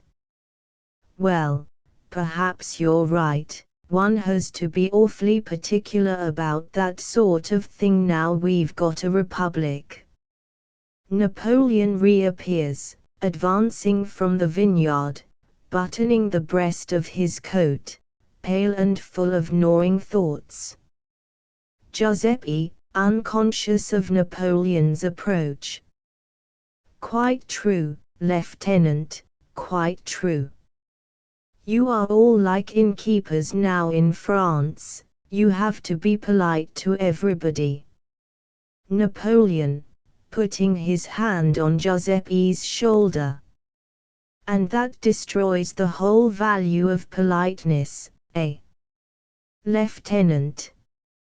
The very man I wanted. See here, General, suppose I catch that fellow for you. Napoleon, with ironical gravity. You will not catch him, my friend. Lieutenant. Aha. You think so, but you'll see. Just wait. Only, if I do catch him and hand him over to you, will you cry quits? Will you drop all this about degrading me in the presence of my regiment? Not that I mind, you know, but still no regiment likes to have all the other regiments laughing at it. Napoleon. A cold ray of humor striking pallidly across his gloom. What shall we do with this officer, Giuseppe? Everything he says is wrong. Giuseppe, promptly. Make him a general, Excellency, and then everything he says will be right. Lieutenant, crowing. Haw! He throws himself ecstatically on the couch to enjoy the joke. Napoleon, laughing and pinching Giuseppe's ear. You are thrown away in this inn, Giuseppe. He sits down and places Giuseppe before him like a schoolmaster with a pupil. Shall I take you away with me and make a man of you? Giuseppe, shaking his head rapidly and repeatedly. No, thank you, General. All my life long people have wanted to make a man of me. When I was a boy, our good priest wanted to make a man of me by teaching me to read and write. Then the organist at Milegnano wanted to make a man of me by teaching me to read music. The recruiting sergeant would have made a man of me if I had been a few inches taller. But it always meant making me work, and I am too lazy for that, thank heaven. So I taught myself to cook and became an innkeeper, and now I keep servants to do the work, and have nothing to do myself except talk, which suits me perfectly. Napoleon, looking at him thoughtfully. You are satisfied? Giuseppe, with cheerful conviction. Quite, Excellency. Napoleon. And you have no devouring devil inside you who must be fed with action and victory, gorged with them night and day, who makes you pay, with the sweat of your brain and body, weeks of Herculean toil for 10 minutes of enjoyment, who is at once your slave and your tyrant, your genius and your doom, who brings you a crown in one hand and the oar of a galley slave in the other, who shows you all the kingdoms of the earth and offers to make you their master on condition that you become their servant. Have you nothing of that in you? Giuseppe. Nothing of it. Oh, I assure you, Excellency, my devouring devil is far worse than that. He offers me no crowns and kingdoms, he expects to get everything for nothing, sausages, omelettes, grapes, cheese, polenta, wine, 3 times a day, Excellency, nothing less will content him. Lieutenant. Come, drop it, Giuseppe, you're making me feel hungry again. Giuseppe, with an apologetic shrug, retires from the conversation, and busies himself at the table, dusting it, setting the map straight, and replacing Napoleon's chair, which the lady has pushed back. Napoleon, turning to the lieutenant with sardonic ceremony. I hope I have not been making you feel ambitious. Lieutenant. Not at all, I don't fly so high. Besides, I'm better as I am, men like me are wanted in the army just now. The fact is, the revolution was all very well for civilians, but it won't work in the army. You know what soldiers are, General, they will have men of family for their officers. A subaltern must be a gentleman, because he's so much in contact with the men. But a general, or even a colonel, may be any sort of riffraff if he understands the shop well enough. A lieutenant is a gentleman, all the rest is chance. Why, who do you suppose won the Battle of Lodi? I'll tell you. My horse did. Napoleon, rising, your folly is carrying you too far, sir. Take care. Lieutenant. Not a bit of it. You remember all that red-hot cannonade across the river, the Austrians blazing away at you to keep you from crossing, and you blazing away at them to keep them from setting the bridge on fire. Did you notice where I was then? Napoleon, with menacing politeness. I am sorry. I am afraid I was rather occupied at the moment. Giuseppe, with eager admiration. They say you jumped off your horse and worked the big guns with your own hands, General. Lieutenant. That was a mistake. An officer should never let himself down to the level of his men. Napoleon looks at him dangerously, and begins to walk tigerishly to and fro. But you might have been firing away at the Austrians still, if we cavalry fellows hadn't found the ford and got across and turned old Beaulieu's flank for you. You know you daren't have given the order to charge the bridge if you hadn't seen us on the other side. Consequently, I say that whoever found that ford won the Battle of Lodi. Well, who found it? I was the first man to cross, and I know. It was my horse that found it. With conviction, as he rises from the couch. That horse is the true conqueror of the Austrians. Napoleon, passionately. You idiot, I'll have you shot for losing those dispatches, I'll have you blown from the mouth of a cannon, nothing less could make any impression on you. Baying at him. Do you hear? Do you understand? A French officer enters unobserved, carrying his sheathed saber in his hand.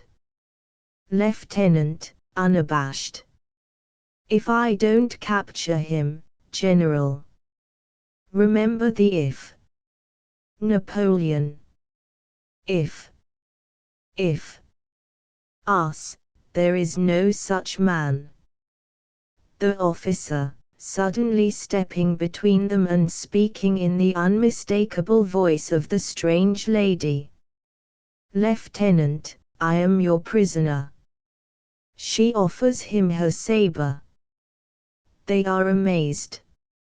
Napoleon gazes at her for a moment thunderstruck, then seizes her by the wrist and drags her roughly to him, looking closely and fiercely at her to satisfy himself as to her identity, for it now begins to darken rapidly into night, the red glow over the vineyard giving way to clear starlight.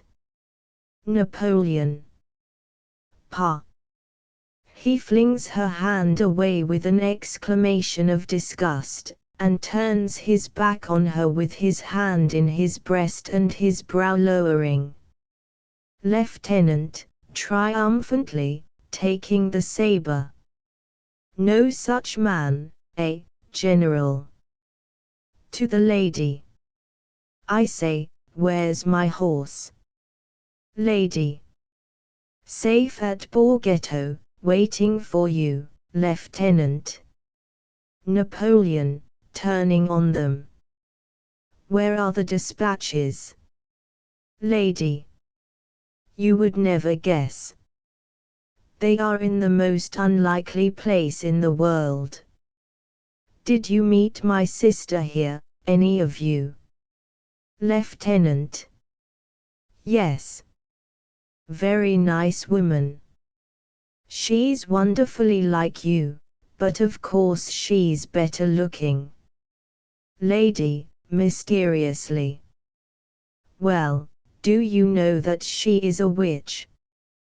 Giuseppe, running down to them in terror, crossing himself. Oh, no, no, no.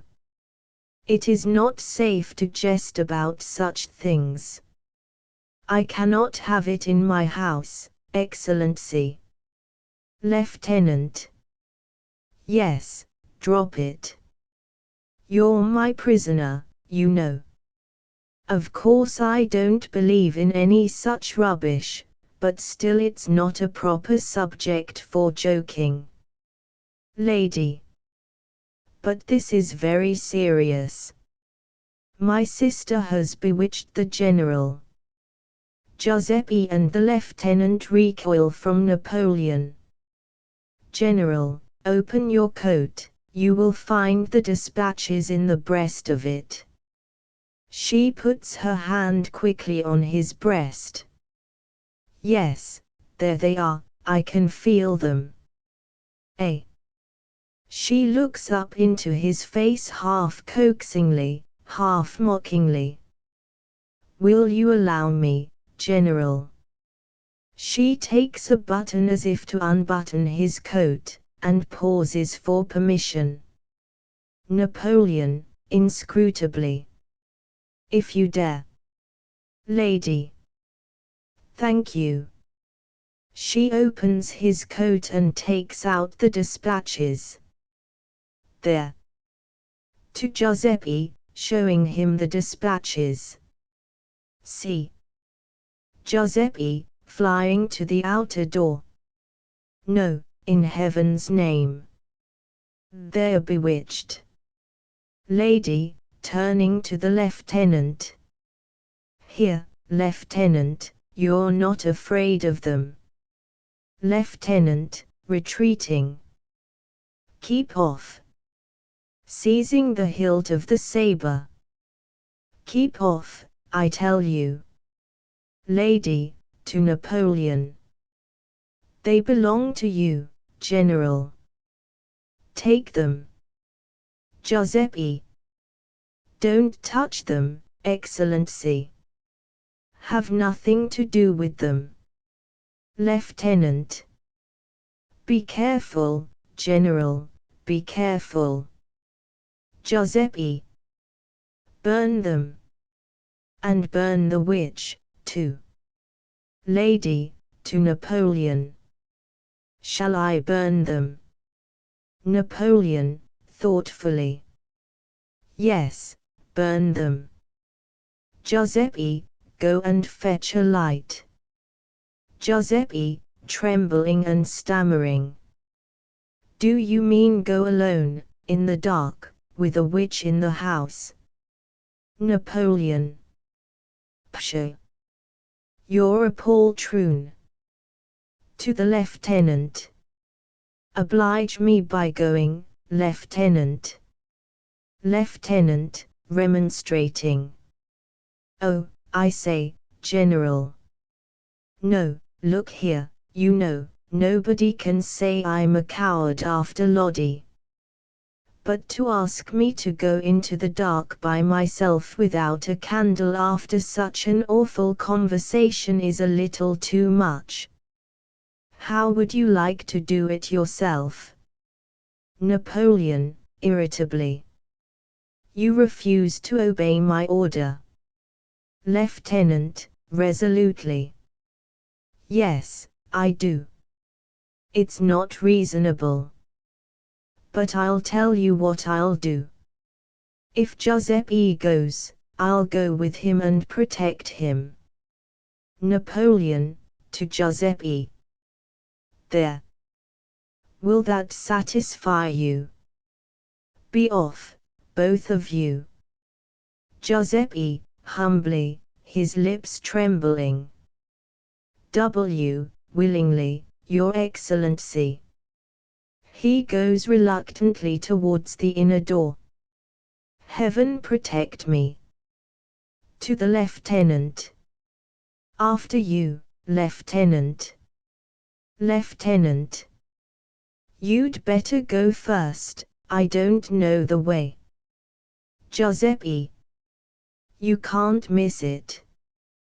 Besides, imploringly, laying his hand on his sleeve, I am only a poor innkeeper, and you are a man of family. Lieutenant. There's something in that. Here, you needn't be in such a fright. Take my arm. Giuseppe does so. That's the way, they go out, arm in arm. It is now starry night. The lady throws the packet on the table and seats herself at her ease on the couch, enjoying the sensation of freedom from petticoats. Lady. Well, General, I've beaten you. Napoleon, walking about. You have been guilty of indelicacy, of unwomanliness. Do you consider that costume a proper one to wear? Lady. It seems to me much the same as yours. Napoleon. Pshaw. I blush for you. Lady, naively. Yes, soldiers blush so easily. He growls and turns away. She looks mischievously at him, balancing the dispatches in her hand. Wouldn't you like to read these before they're burnt, General? You must be dying with curiosity. Take a peep. She throws the packet on the table, and turns her face away from it. I won't look. Napoleon. I have no curiosity whatever, madam. But since you are evidently burning to read them, I give you leave to do so. Lady. Oh, I've read them already. Napoleon, starting. What? Lady. I read them the first thing after I rode away on that poor lieutenant's horse. So you see I know what's in them, and you don't. Napoleon. Excuse me, I read them there in the vineyard 10 minutes ago. Lady. Oh. Jumping up. Oh, General, I've not beaten you. I do admire you so. He laughs and pats her cheek. This time really and truly without shamming, I do you homage, kissing his hand. Napoleon, quickly withdrawing it. Brr.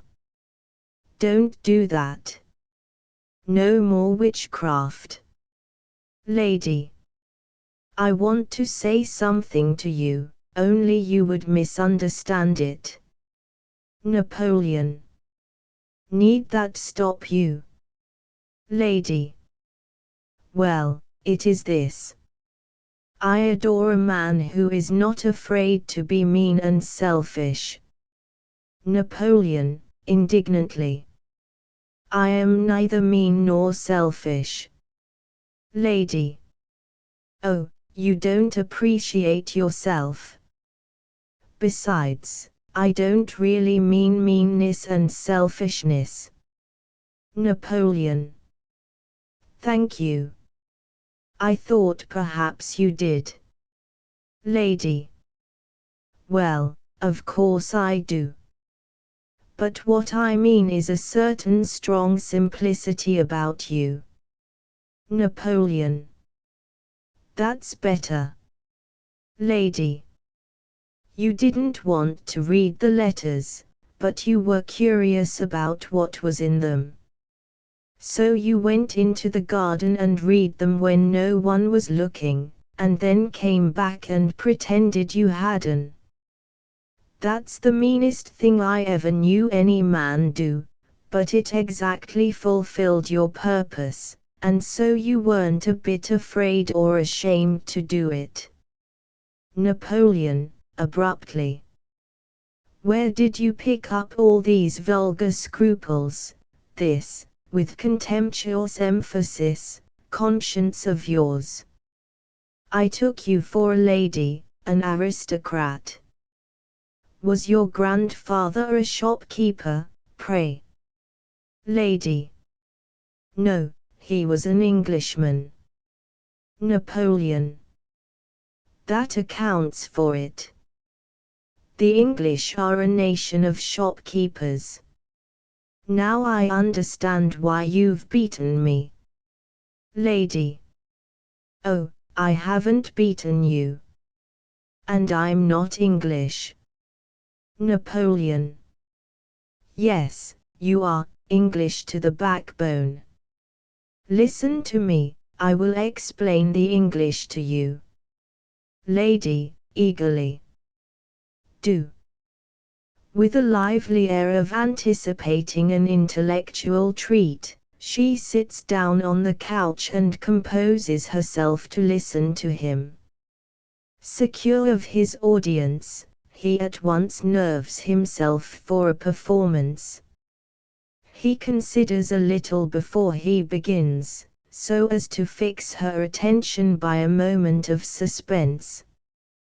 His style is at first modeled on Talma's in Corneille's Cinna, but it is somewhat lost in the darkness, and Talma presently gives way to Napoleon, the voice coming through the gloom with startling intensity. Napoleon. There are 3 sorts of people in the world: the low people, the middle people, and the high people. The low people and the high people are alike in one thing: they have no scruples, no morality. The low are beneath morality, the high above it. I am not afraid of either of them, for the low are unscrupulous without knowledge, so that they make an idol of me, whilst the high are unscrupulous without purpose, so that they go down before my will. Look you, I shall go over all the mobs and all the courts of Europe as a plough goes over a field. It is the middle people who are dangerous. They have both knowledge and purpose. But they, too, have their weak point. They are full of scruples, chained hand and foot by their morality and respectability. Lady.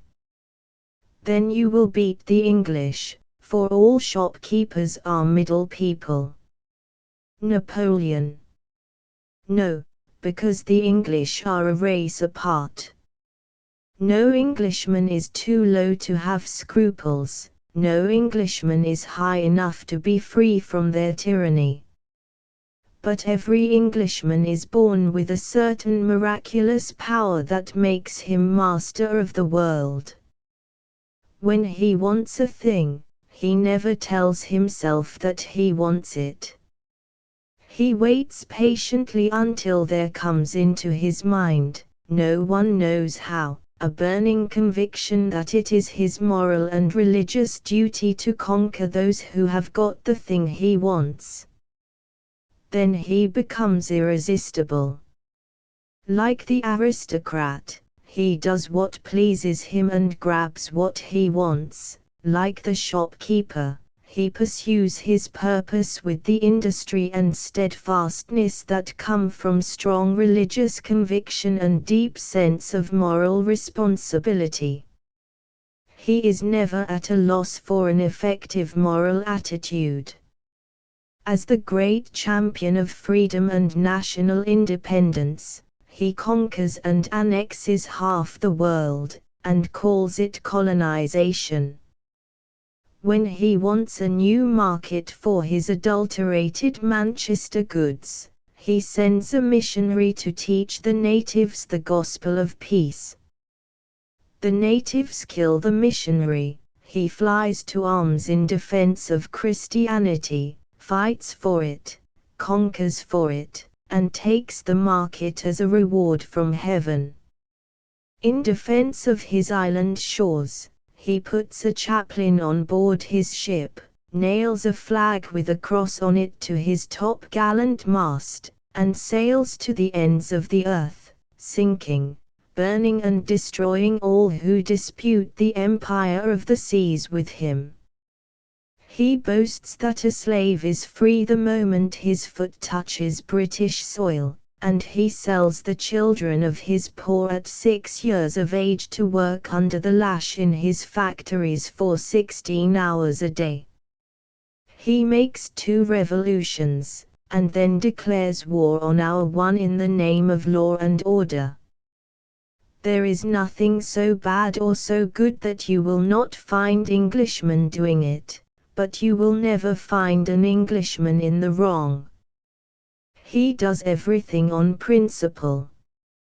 He fights you on patriotic principles, he robs you on business principles, he enslaves you on imperial principles, he bullies you on manly principles, he supports his king on loyal principles, and cuts off his king's head on republican principles. His watchword is always duty, and he never forgets that the nation which lets its duty get on the opposite side to its interest is lost. He, lady. www.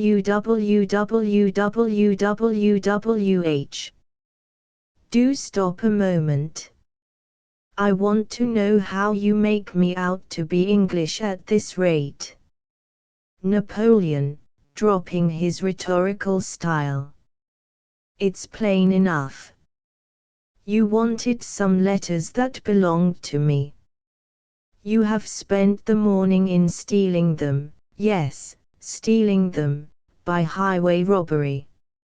And you have spent the afternoon in putting me in the wrong about them, in assuming that it was I who wanted to steal your letters, in explaining that it all came about through my meanness and selfishness, and your goodness, your devotion, your self-sacrifice. That's English. Lady. Nonsense. I am sure I am not a bit English. The English are a very stupid people. Napoleon. Yes, too stupid sometimes to know when they're beaten. But I grant that your brains are not English. You see, though your grandfather was an Englishman, your grandmother was, what? A French woman. Lady. Oh, no. An Irish woman. Napoleon, quickly. Irish. Thoughtfully. Yes, I forgot the Irish. An English army led by an Irish general, that might be a match for a French army led by an Italian general. He pauses, and adds, half jestingly, half moodily, at all events, you have beaten me, and what beats a man first will beat him last. He goes meditatively into the moonlit vineyard and looks up. She steals out after him. She ventures to rest her hand on his shoulder, overcome by the beauty of the night and emboldened by its obscurity. Lady, softly. What are you looking at? Napoleon, pointing up. My star. Lady. You believe in that? Napoleon. I do. They look at it for a moment, she leaning a little on his shoulder. Lady. Do you know that the English say that a man's star is not complete without a woman's garter?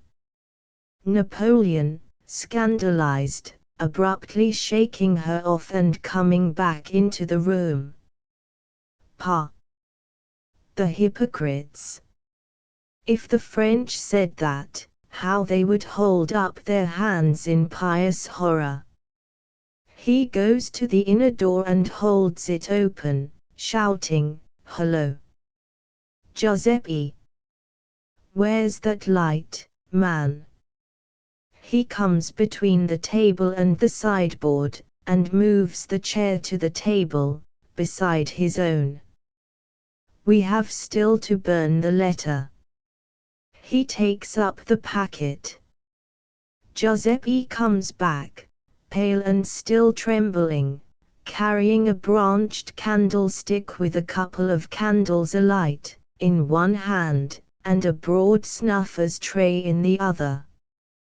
Giuseppe, piteously, as he places the light on the table. Excellency, what were you looking up at just now, out there?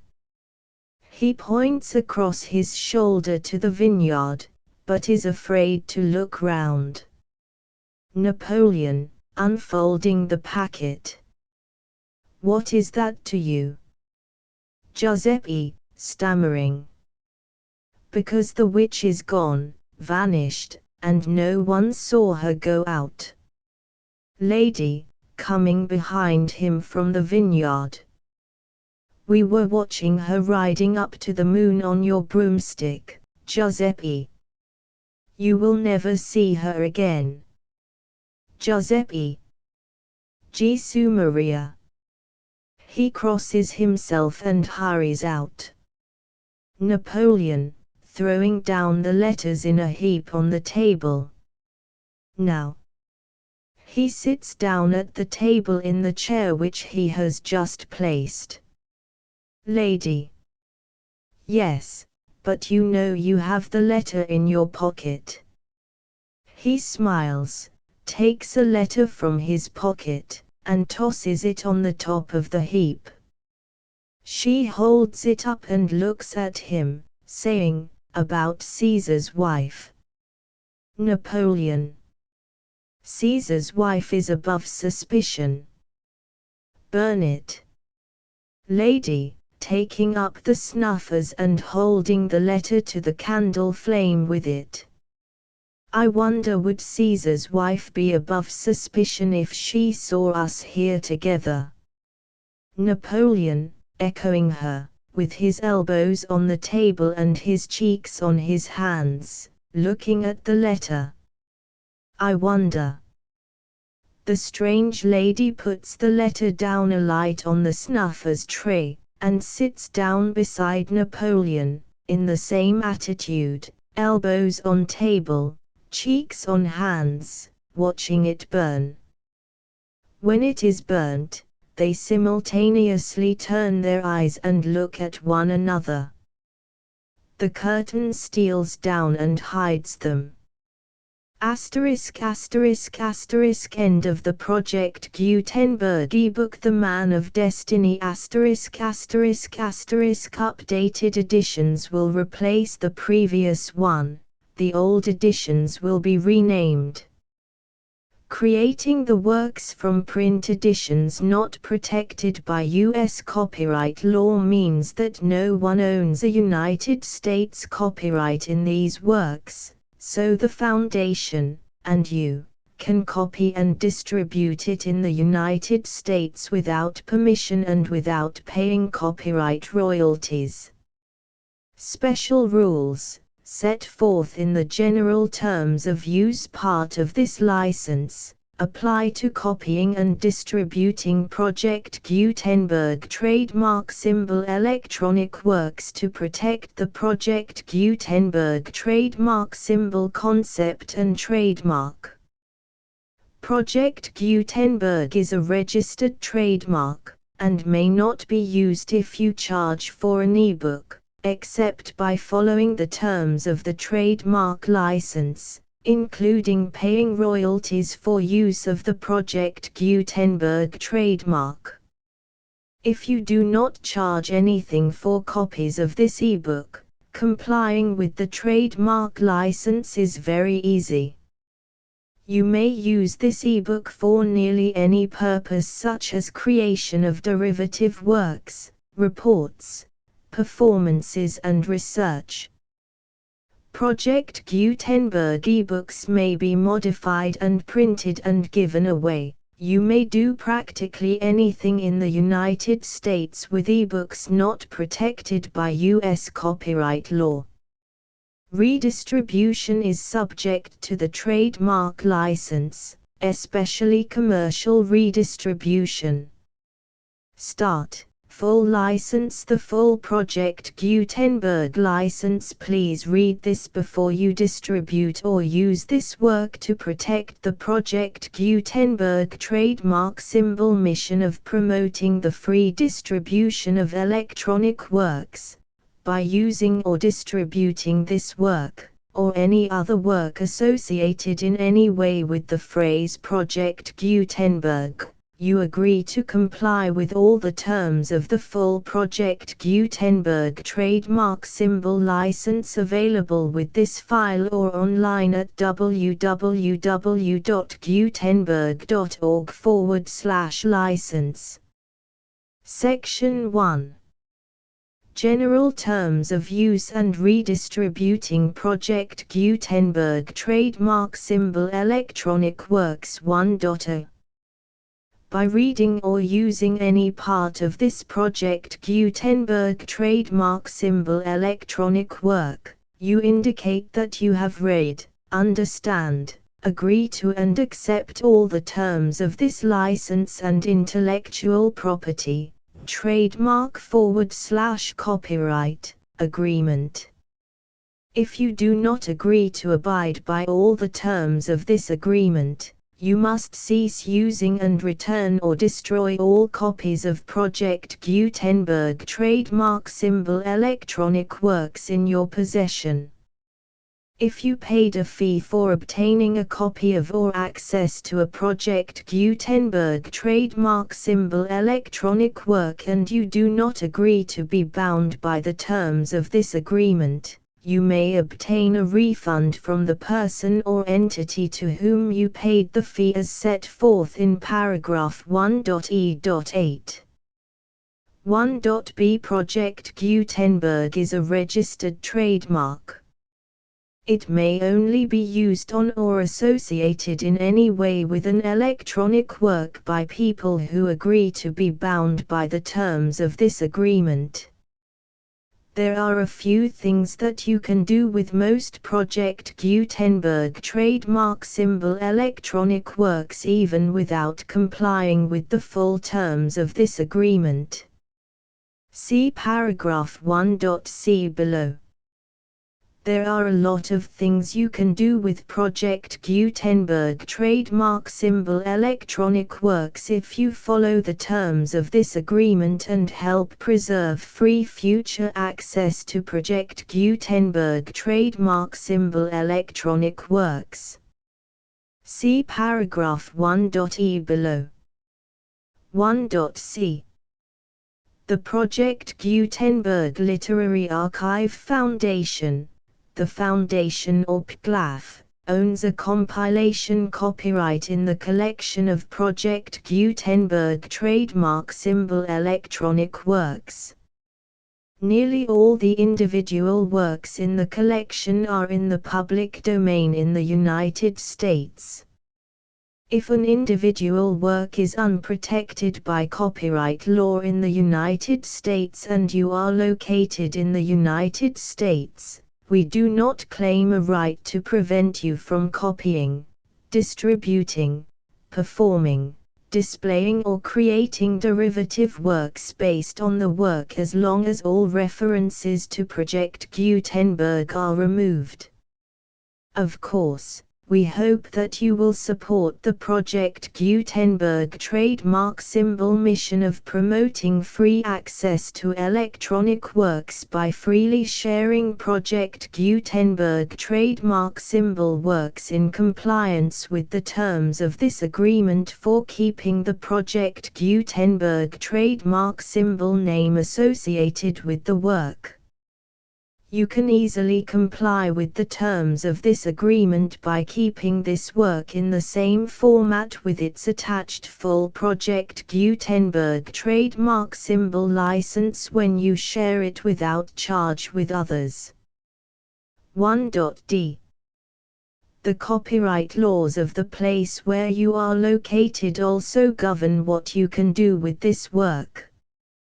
Copyright laws in most countries are in a constant state of change. If you are outside the United States, check the laws of your country in addition to the terms of this agreement before downloading, copying, displaying, performing, distributing or creating derivative works based on this work or any other Project Gutenberg trademark symbol work. The Foundation makes no representations concerning the copyright status of any work in any country other than the United States.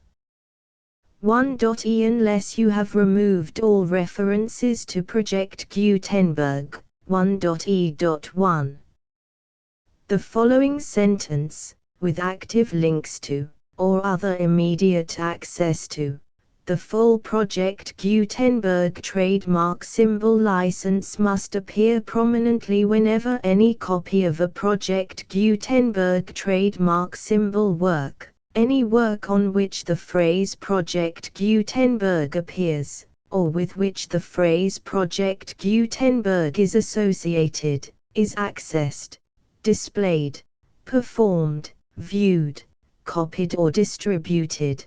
This ebook is for the use of anyone anywhere in the United States and most other parts of the world at no cost and with almost no restrictions whatsoever.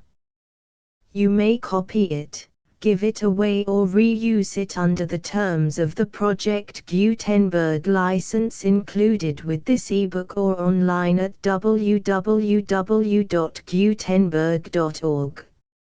If you are not located in the United States, you will have to check the laws of the country where you are located before using this ebook.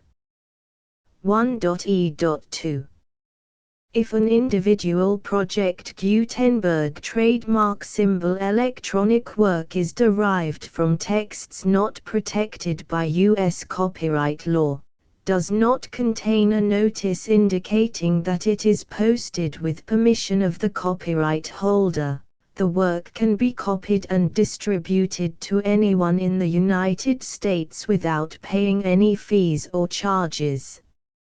If you are redistributing or providing access to a work with the phrase Project Gutenberg associated with or appearing on the work, you must comply either with the requirements of paragraphs 1.e.1 through 1.e.7 or obtain permission for the use of the work and the Project Gutenberg trademark symbol trademark as set forth in paragraphs 1.e.8 or 1.e.9. 1.e.3 If an individual Project Gutenberg trademark symbol electronic work is posted with the permission of the copyright holder, your use and distribution must comply with both paragraphs 1.e.1 through 1.e.7 and any additional terms imposed by the copyright holder. Additional terms will be linked to the Project Gutenberg trademark symbol license for all works posted with the permission of the copyright holder found at the beginning of this work. 1.e.4 Do not unlink or detach or remove the full Project Gutenberg trademark symbol license terms from this work, or any files containing a part of this work or any other work associated with Project Gutenberg trademark symbol. 1.e.5 Do not copy, display, perform, distribute or redistribute this electronic work, or any part of this electronic work, without prominently displaying the sentence set forth in paragraph 1.e.1 with active links or immediate access to the full terms of the Project Gutenberg trademark symbol license. 1.e.6 You may convert to and distribute this work in any binary, compressed, marked up, non-proprietary or proprietary form, including any word processing or hypertext form. However, if you provide access to or distribute copies of a Project Gutenberg trademark symbol work in a format other than plain vanilla ASCII or other format used in the official version posted on the official Project Gutenberg trademark symbol website, www.gutenberg.org, you must, at no additional cost, fee or expense to the user, provide a copy, a means of exporting a copy, or a means of obtaining a copy upon request, of the work in its original plain vanilla ASCII or other form. Any alternate format must include the full Project Gutenberg trademark symbol license as specified in paragraph 1.e.1. 1.e.7 Do not charge a fee for access to, viewing, displaying, performing, copying or distributing any Project Gutenberg trademark symbol works unless you comply with paragraph 1.e.8 or 1.e.9. 1.e.8 You may charge a reasonable fee for copies of or providing access to or distributing Project Gutenberg trademark symbol electronic works, provided that you pay a royalty fee of 20% of the gross profits you derive from the use of Project Gutenberg trademark symbol works calculated using the method you already use to calculate your applicable taxes. The fee is owed to the owner of the Project Gutenberg trademark symbol trademark, but he has agreed to donate royalties under this paragraph to the Project Gutenberg Literary Archive Foundation. Royalty payments must be paid within 60 days following each date on which you prepare, or are legally required to prepare, your periodic tax returns. Royalty payments should be clearly marked as such and sent to the Project Gutenberg Literary Archive Foundation at the address specified in Section 4. Information about donations to the Project Gutenberg Literary Archive Foundation.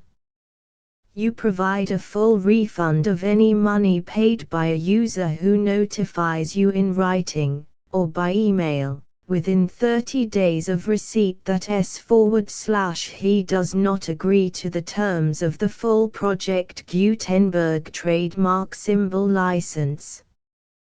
You must require such a user to return or destroy all copies of the works possessed in a physical medium and discontinue all use of and all access to other copies of Project Gutenberg trademark symbol works. You provide, in accordance with paragraph 1.f.3, a full refund of any money paid for a work or a replacement copy, if a defect in the electronic work is discovered and reported to you within 90 days of receipt of the work.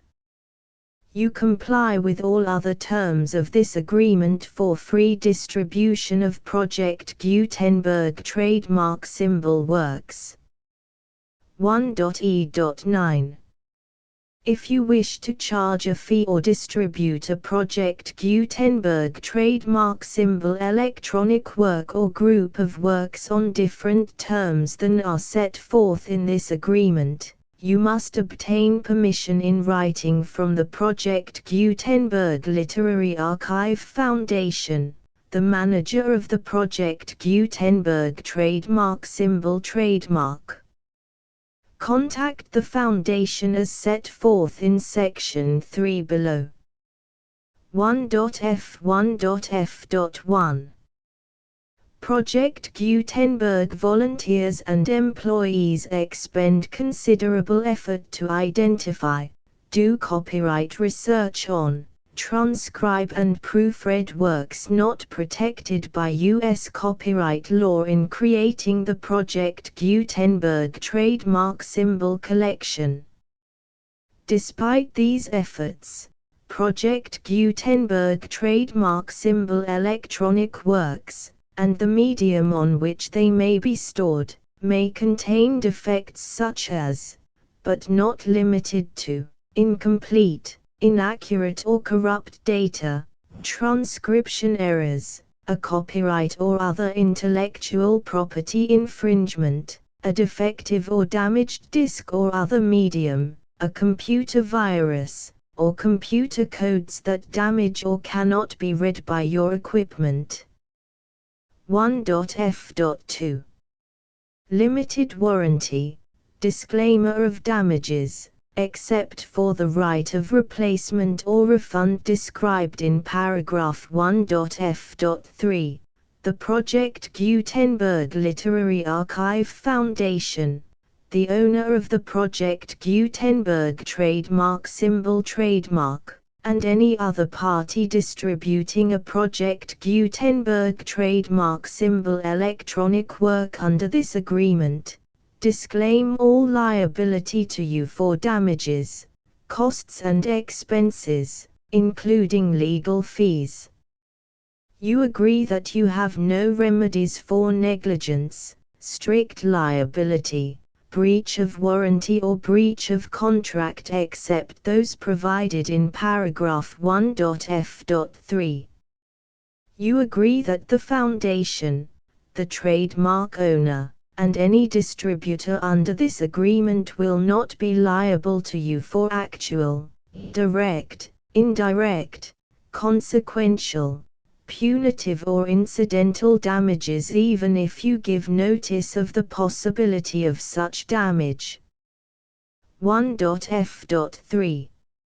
Limited right of replacement or refund. If you discover a defect in this electronic work within 90 days of receiving it, you can receive a refund of the money, if any, you paid for it by sending a written explanation to the person you received the work from.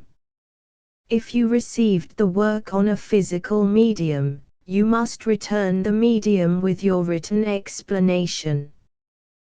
The person or entity that provided you with the defective work may elect to provide a replacement copy in lieu of a refund. If you received the work electronically, the person or entity providing it to you may choose to give you a second opportunity to receive the work electronically in lieu of a refund. If the second copy is also defective, you may demand a refund in writing without further opportunities to fix the problem. 1.f.4. Except for the limited right of replacement or refund set forth in paragraph 1.f.3, this work is provided to you as is, with no other warranties of any kind, express or implied, including but not limited to warranties of merchantability or fitness for any purpose. 1.f.5.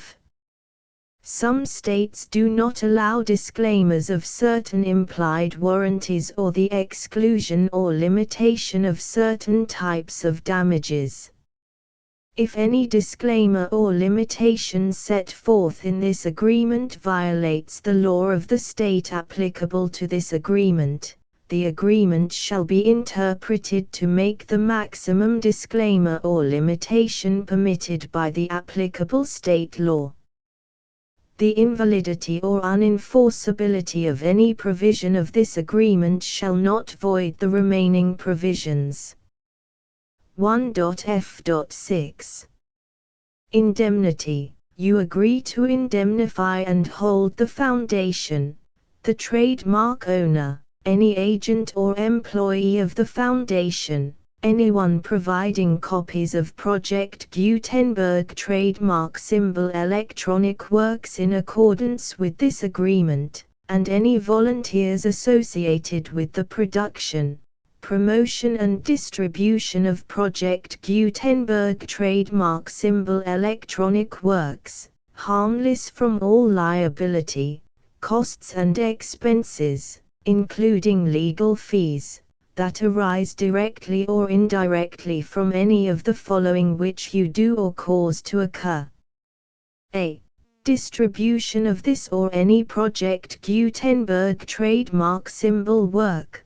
B. Alteration, modification, or additions or deletions to any Project Gutenberg trademark symbol work, and C. Any defect you cause. Section 2. Information about the mission of Project Gutenberg trademark symbol. Project Gutenberg trademark symbol is synonymous with the free distribution of electronic works in formats readable by the widest variety of computers, including obsolete, old, middle-aged and new computers. It exists because of the efforts of hundreds of volunteers and donations from people in all walks of life. Volunteers and financial support to provide volunteers with the assistance they need are critical to reaching Project Gutenberg trademark symbol's goals and ensuring that the Project Gutenberg trademark symbol collection will remain freely available for generations to come.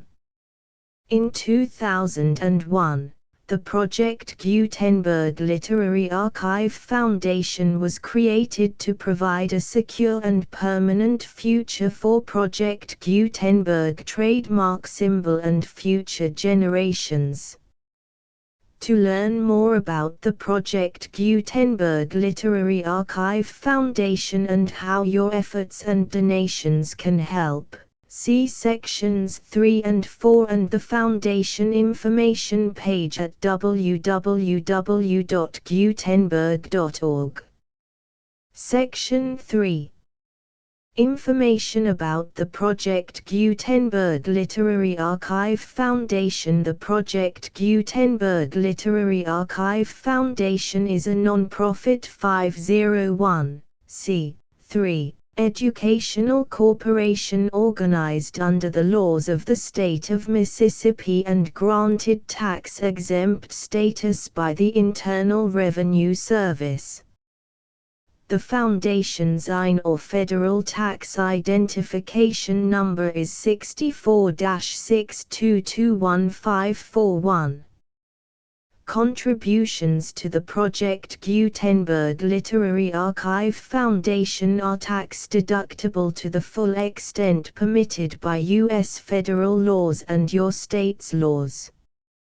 The Foundation's business office is located at 809 North 1500 West, Salt Lake City, UT 84116, 801-596-1887. Email contact links and up-to-date contact information can be found at the Foundation's website and official page at www.gutenberg.org/contact section 4. Information about donations to the Project Gutenberg Literary Archive Foundation. Project Gutenberg trademark symbol depends upon and cannot survive without widespread public support and donations to carry out its mission of increasing the number of public domain and licensed works that can be freely distributed in machine-readable form accessible by the widest array of equipment including outdated equipment. Many small donations, $1 to $5,000, are particularly important to maintaining tax-exempt status with the IRS. The Foundation is committed to complying with the laws regulating charities and charitable donations in all 50 states of the United States. Compliance requirements are not uniform and it takes a considerable effort, much paperwork and many fees to meet and keep up with these requirements. We do not solicit donations in locations where we have not received written confirmation of compliance. To send donations or determine the status of compliance for any particular state, visit www.gutenberg.org/donate. While we cannot and do not solicit contributions from states where we have not met the solicitation requirements, we know of no prohibition against accepting unsolicited donations from donors in such states who approach us with offers to donate. International donations are gratefully accepted, but we cannot make any statements concerning tax treatment of donations received from outside the United States. U.S. laws alone swamp our small staff. Please check the Project Gutenberg web pages for current donation methods and addresses.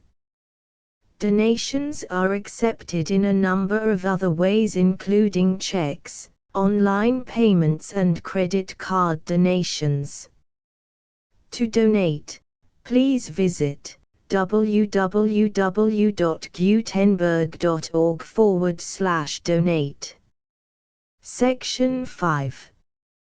General information about Project Gutenberg trademark symbol electronic works. Professor Michael S. Hart was the originator of the Project Gutenberg trademark symbol concept of a library of electronic works that could be freely shared with anyone. For 40 years, he produced and distributed Project Gutenberg trademark symbol ebooks with only a loose network of volunteer support. Project Gutenberg trademark symbol ebooks are often created from several printed editions, all of which are confirmed as not protected by copyright in the US unless a copyright notice is included. Thus, we do not necessarily keep ebooks in compliance with any particular paper edition. Most people start at our website, which has the main PG search facility, www.gutenberg.org.